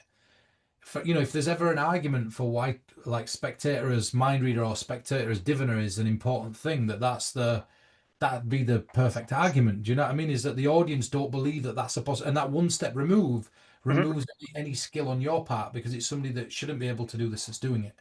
Well, which is my favorite thing. My favorite type of psychic is the fucking animal psychic. It's the Caesar Milan. Because what you have a perfect system. You have an animal that can't speak for itself, and you are channeling this animal and its thoughts with no verification possible. Because what are they gonna do? Woof? They're gonna fucking so it's immaculate. I don't know if you ever seen the old Caesar Milan where this guy's out here with a horse and a dog and he's petting it all. He's really upset about whatever, and it's the same shit. But it's when he figured out that you could carry out the John Edwards bit, but with animals, millionaire. But just to again quickly in a sentence or a paragraph answer the question that we're asked to you is Speaking of, PigCake debunks these psychics and debunks people that are pretending to have gifts, but they're doing it to earn money from pretending to cure cancer or yeah, find dead loved ones or make money from. I think where the line's crossed for me is when you're financially gaining yeah, from people by lying. The beauty of what we're doing on this set is that we're not claiming to be psychic. It's the mhm, exact opposite. It's aimed at yeah, magicians and mentalists. And what we're doing is we're extrapolating. Like, look, let's imagine, for example, that there was this really incredible mathematical principle, like an incredible mathematical principle that would just like the Gilbreth principle, right? mhm, And anything that Martin Gardner creates. So what we're doing is we're dipping into that and we're bringing it into our world because it's a world that's often ignored by mentalists as a whole because I don't want to see somebody talk to the dead. I don't want to see this healer do this. I don't. And what's interesting about that is then that you're losing out on a series of tools that's arguably, not arguably, provably easier than what you do and yeah, more credible. yeah, And by you, I don't mean you or Colin or anybody else. I'm on about us. You know what I yeah, mean? yeah. Less effort, more impact, and it's already there. So it's not we're not pretending to be psychic. And in fact, like if you look at the trailer, each time after the performance, I made it my mission to turn around and say, look, Pigcake's asking in the next video that's about to go up is he says, what do you think about him as a person? That's the Mhm, question. No context, just what do you think about him as a person? We expected him to say something like, oh, very likable or his accent was charming. No, very much a psychic. Like very and much. and then we asked that question like, would you believe us if we told you that this were a trick? And they were there going, this wasn't a trick. This Nope. 100% isn't a trick. And at that point now, it's the opposite. Do you know what I mean? It's the opposite Mhm, way now. But you're saying to them, look, I don't claim to have psych. I saw a faith healer who is in the last video that I did, and she says, this has freed me. And then the talking head afterwards, which I hadn't aired yet, and I've still got, her friend goes, do you know what she does for a living? She's a faith healer. And I, mhm, I turn around on the footage and say, oh, well, my abilities, I wouldn't really class them as psychic. They're more, some of it is just a bit of chicanery, some of it's trickery, some of it's me just using psychology. And she stopped me. She paused and she went, no, you've just not learned to accept your gift yet. yeah. You've learned to accept. And that really struck me as, well, do you know what? Like this stuff, it has that little slant on it, but Mhm, we never really communicated with the dead. And when I said we never really did, we teach you ways in the Q&A to be able to navigate around that because inevitably you're going to get those questions. yeah, which is something you got. Yeah, I did. I got one of those questions, and for that reason, like, and I say at the beginning of it in the director's cut, look, I'm not going to air what the question is, Mhm, and I'm not going to air what the answer is, but I'm going to talk over the top of this so I can show you the process. This is where I'm getting the information. This is where I deliver this line. Now look how I dance round that so I don't have to answer it. And then I put the bit in where I dance round it. And then I go, now this bit, I get asked again. The same question, they double down. Then mhm. look how I deal with it. And I go over the top. But I extrapolated names, I extrapolated like private details. It just wasn't mine to share. right? But I didn't want to lose that performance because afterwards, even though I put it back on them and even though I show how to mitigate that, the response I got from it was, this has allowed me to let go of something that I've held on to for 15 years. And it wasn't about me doing a trick. It wasn't about me pretending to be psychic. I was very open about the fact that I do what I do and I'm not, I'm not anything else other than somebody that's showing you a bit of chicanery. Mhm. And it wasn't that. Is somebody just wanted to get it off the chest in a space that they felt was safe. And that were it. Mhm. Yeah, which was what it was. That's essentially what it was. And it was great because it's a nice moment. And again, that's what this kit is about, really. It's taking things that you already have a foundational knowledge of and sort of spinning in a way that makes it meaningful. And you're still very open about, say if you want to present it that way about, oh, I'm not a psychic. This is just, what I feel. This is just how it is. And then again, that you saw it manifested in those reactions. We do have a question here that Matt says that I know it's all very easy, but what's the hardest effect in the kit and why? I think which is a really good question. It is a great question, and I'd go as far as saying if I were to pick what the hardest effect is, probably Reese's move. Mhm. Probably Reese's move, and I don't even think that I don't think the drive's plugged in, us. I would show you I'd Yeah, actually. which is it's a very open-handed billet switch that it's an easy move, but it's not. It's technical, which is No, why no, it's I'd say the reason it's hard is because when put into the framework work of an effect, it's easy. So there's an effect that requires a switch, and what you've done is tented a load of billets with names on the table, which allows you to secretly pick up one of the tented billets, then have them think of anything in the world. You switch it in, show it, and then you discard as you're collecting a couple of the other names in the one that were left in your hand. And what that allows is you to start clean, it allows you to end clean. But Mhm. the switch itself, I won't even say, I'm not saying it's difficult, by the way. I'm saying that, I'd say it's the most difficult. It's going to require an hour of sitting down and playing about with it. That's about the most difficult thing. Yeah, but even The, then, there's still a bunch of very easy switches. A notebook switch is just literally transferring a notebook. You have other billet switches that are easy. You have some billet switches that are essentially just the wordplay that they just you just manage to get through with it just based on that and context. But it's the sort of hardship of this kit is non-existent. Everything's pretty much as easy as it is. You have a witch hand with the crystals, which somebody was also asking about earlier on. Easy, easy peasy. It's a very sort of refreshing take because seeing this from the camera guy's perspective is how the explanations and how easy this shit was and how much reaction you got from doing essentially nothing. I mean, one of the routines is the power of silence, where you sit with somebody in silence and either they cry or they react or there's some sort of visceral feeling on their end. And the method is the dumbest stuff on the planet. The method is you sit there with them in silence.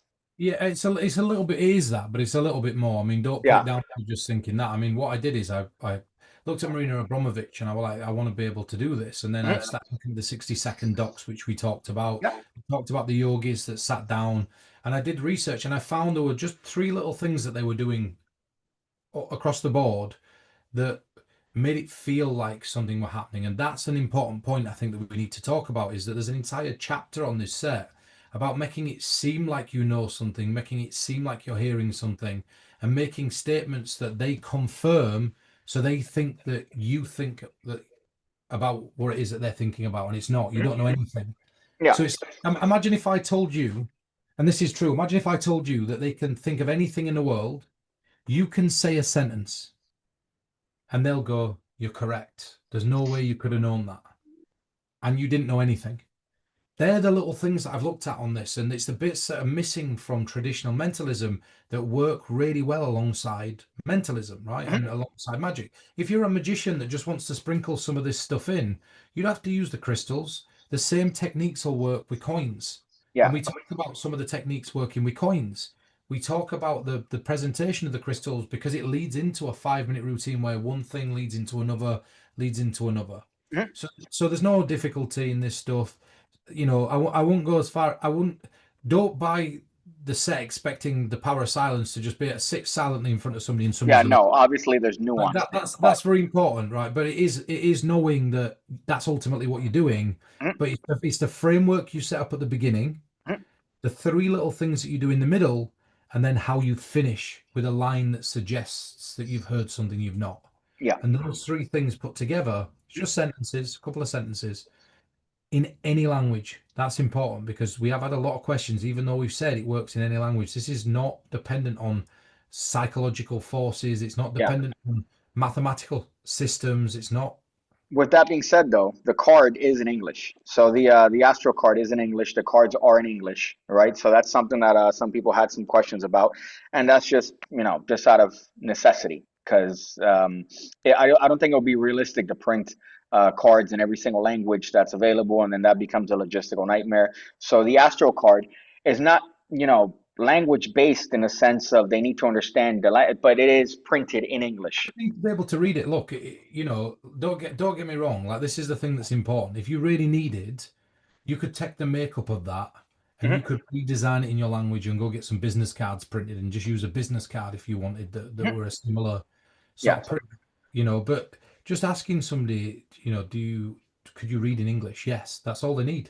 Yeah, yeah.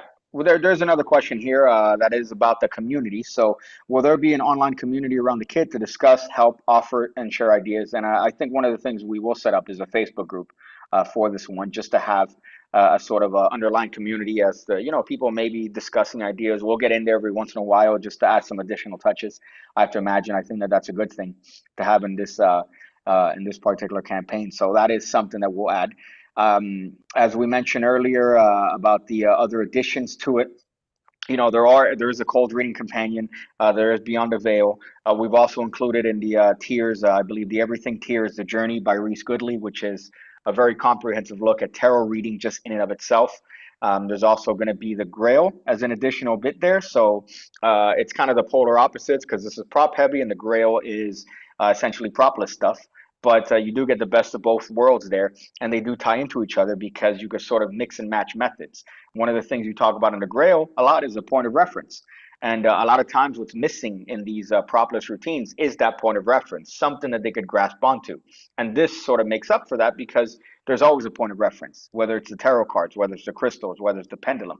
That becomes the oracle as to you being able to, dictate a name, a question they have. So you have the best of both worlds there.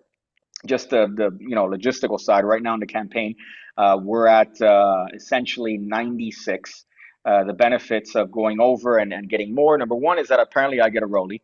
All right, that's the biggest benefit once we reach a certain threshold.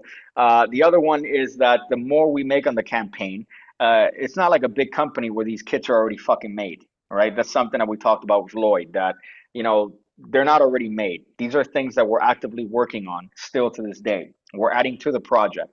So the more that we make, we're not doing stretch goals, but the more that we make, the more we get add to it without affecting what they've already paid for. So if you already bought a kit, if you already bought the everything kit, we're just working on ways to make the props that are already included better, whether that's the billet holder, whether that's the crystals, whether that's the pendulum. These are things that we want to improve on, and the only way we could do that is with capital, which is the unfortunate downside of our monetary system that we developed as humans. But it's a necessary thing, and I think it's based in the original foundation of what Kickstarter is. We're not already having anything produced and we're just, looking for arbitrary funds. We're actively improving on this and adding to it. As a matter of fact, you're going to come over probably, very soon to my neck of the woods, and we're going to do stuff to add to it. And the truth of the matter is that we spent probably 100% of our effort as far as what we would ordinarily do for work onto this fucking project since its inception, and we're just adding to it. That's the sort of bottom line here, and it's one of the things that I'm very proud of, and I think it's probably the thing that I'm the most proud of that I've had a little bit of an effect on, Peter. And I gotta say, I'm very thankful that you decided to have me be a part of this. But then again, I also think because I'm the only person that's stupid enough to want to go cross country with you, cross international borders with you, and work on this project. No, it's because you. But we're adding to it, so that's something that I want people to have very clear and understanding. And No, but yeah. Hopefully. So the idea is there's a lot that I want to do, and I don't think people realize that you know it's been a lot of work, and it's been when you were at my house, we were doing 20-hour days, Mhm. and six days a week, and then having one day where we'd be so tired we'd just crash out, and it was just difficult, and it's difficult to eat on the road. The expenses of the RV and everything else. I don't want to go into it all, but it's cost already a lot of money to produce, flying backwards and forwards, and there's Mhm. more flights. And I'd love to go look at the actual production side of stuff. I'd like to develop a little bit more. I'd like to be able to take time away instead of having to do consultations and put time into this to be able to. If it went out exactly as it is, I'd be proud as punch. Mhm. But you know what I'm like. I like 110%. Do you know what I mean? And that's the 10%, and that's where we're at right now. So, and also if it does get up to pounds, by the way, Oh, now it's 100,000 pounds. pounds. Yeah, that's what it was. You, All right. I I think will you're buy. being a little. I'm not. You're not far off. All right. Okay. I thought I you were will. a I little bit will. mysterious about it. No, I'm not. I will buy PigCake. One of his. Well, no, it won't be his dream watch because I do listen to him, and he wanted the watch from Doctor No, and that's not going to happen. No, obviously not. But you know what? I'll compromise at a relax watch. I'll compromise at a relax watch, which is about 150 quid. So I'll compromise there. No, but I want to get you. I'm going to get you a decent one if you'd put the work in. That's what I said. So Put the work in. listen, let this man's dreams come true. That's all. If for anything, back it for this reason. He loves watches, and he's been crying himself to sleep because Oh this yeah. this is the hype. Oh, He never had a dad. oh yeah. Listen, I didn't have a dad, but I did have a very aggressive grandmother and a mom that were An in older place. brother, an older brother that yields a sword. That yields the blade, not the sword, the blade. The blade. And then the Yes. younger brother, And he who's and he so- and don't I can't say anything. I don't really have good parents, but that's a different matter. Like mhm. I'm from the north of England, so we deal with it different. But Well, he you never. met my mom. Yeah, I did meet your mum, and your mum met me, and she made some psychic assertions that assumptions About you that and were I never. completely incorrect. Yeah, good to know. Good to know. But then some people also had questions as to the potential next thing that you'd be working on as far as this sort of space. I don't really. So do you know what? I can't show you my phone right now because it's being used as the camera, but I've got so much stuff that what I don't want to get into, and what I'm trying to avoid is there's a couple of different kinds of creators. There's those creators that are releasing some every single week or every single month to be able to fund their life. And that's all right. Do you know what I mean? That's I'm not here to pick at anybody because at the end of the day, when I was younger and I really needed to make it work to be able to do stuff like this, we all go through those periods. And then there's the kind that'll do maybe one thing, two things a year maximum, and they're doing it just to fit, like because they've got a creative explosion inside them that just needs to be released, and that's generally tends to be where I'm at. It's like PigCake will tell you, like one thing I said to PigCake before he came to my house is you wouldn't believe some of the weird companies that contact me to do stuff for Mhm. them. We talking poker companies. Yeah. We're talking Coca-Cola, and that's not nothing to do with You mentalism. go, boss. Yeah, but weird companies are contacting me for things. I'm not going to name what the series is, but there's a Netflix series that have just contacted me to do some backwards and forwards on a new series or something they're working on. It's not even related to anything that I know about, right? Mhm. But they just want my insight into it, and I've been really lucky and fortunate to find myself working on things like that, sports productions. That I didn't think that I'd be working on via just weird things, music videos and other little bits, right? So I'm always asked, yeah, like stuff that I won't even think that I know about. Do you know what I mean? Yeah, This that's fucking weird. I don't really know about this stuff, but I can learn it, and I know about cameras, and I know about direction and choreography and how to do that. So and I'm consulting all the time. So if it's not for a TV act over here, it's for a TV act somewhere else. Mhm. I've just been asked to go to Saudi Arabia for 4 days this month, which in fact next week I've been asked. Nice. I've been asked to go there. I'm always asked to go somewhere and do something. Well, And Ridgea sounds a lot better than fucking Miami in my shitty apartment. no, if I were coming over to Miami, if I want a Vegas going into Miami, I'd be coming straight into Miami. So now it's not really a case of what it is that I'm doing. It's a case of how much time do I have, and what am I desperate to get off my chest? Do you know what I mean? Mhm. So really got to look at that. The honesty is I'm thinking about getting a desk job. You know what? I've thought of like doing some fucking construction, like just doing like a man job and just fucking. I'd really love to have a break. I really would love to have a break. And I'm not even just saying it. It's like it's so hard to explain to people because when you say to somebody, I'm working 20 hours a day, I think they think that you're doing something you love. It's not really work. Trust me. Sometimes you really don't love this job. That's the Shivering in the top bunk of the fucking RV just to get a stupid fucking just the first night in what is it subway that we parked in a fucking subway and just there shivering, just there shaking nefariously. We're going through you get stuck or we get stuck in the desert going through the stuff again just to have your creative vision for this project, which is something I've said many times that it could have been very easy just to fucking go in there and film on a studio performance then explanation. I still get comments now that where people say, why don't you just do that? Hmm. I do get people want me to sit in a working men's club with a green top table with a little sign that's been printed out and put behind me and work with four spectators and have an L&L style audience and Yeah, just sit there and just start to finish and then explain the trick. And this is how they want me to explain the trick. you Take know the what? deck That cards. might be my next Kickstarter to have a fucking project where I go and follow up on John and David and what's the hot one? My goodness, Janelle and then I'll go track the LNL audience and see what they're Well, up to. why don't you go back and why don't you like pick a series of projects and go, this is inspired by Ninja 3. Ninja 2, I'm calling it Samurai 3. Oh, And, nice. and Yeah, like do like a spin-off of every series that you loved from the past, but just keep it really straightforwards. yeah. Literally sit down. The explanation is just use any force of any kind you want. Good night. And then move on to the next Bam. thing, you know. In one action it was done. I was watching Ninja One because Illusionist put it out for free if you signed up to their email, which is hysterical, and I fell prey to it. And I was watching Brad explain the pass, and I wondered why did I think this was the business back there? Why did I think that this was the fucking end of the line? That this is top tier?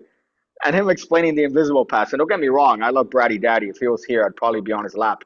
But there was some work to be done back then.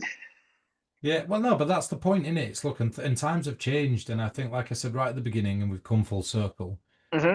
It's just that, I don't want to do stuff the way that everybody else is doing it. I'm not interested. I want to share with you my love for music and my love for Hmm. video, and my love for these crazy ideas that I get. You know what I mean? And what Hmm. what what better way to do this than just to find where it fits and do it?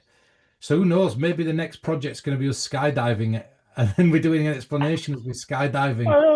Yeah, I'd probably shit my pants. Is that your final word, Peter, for this little interview we had here?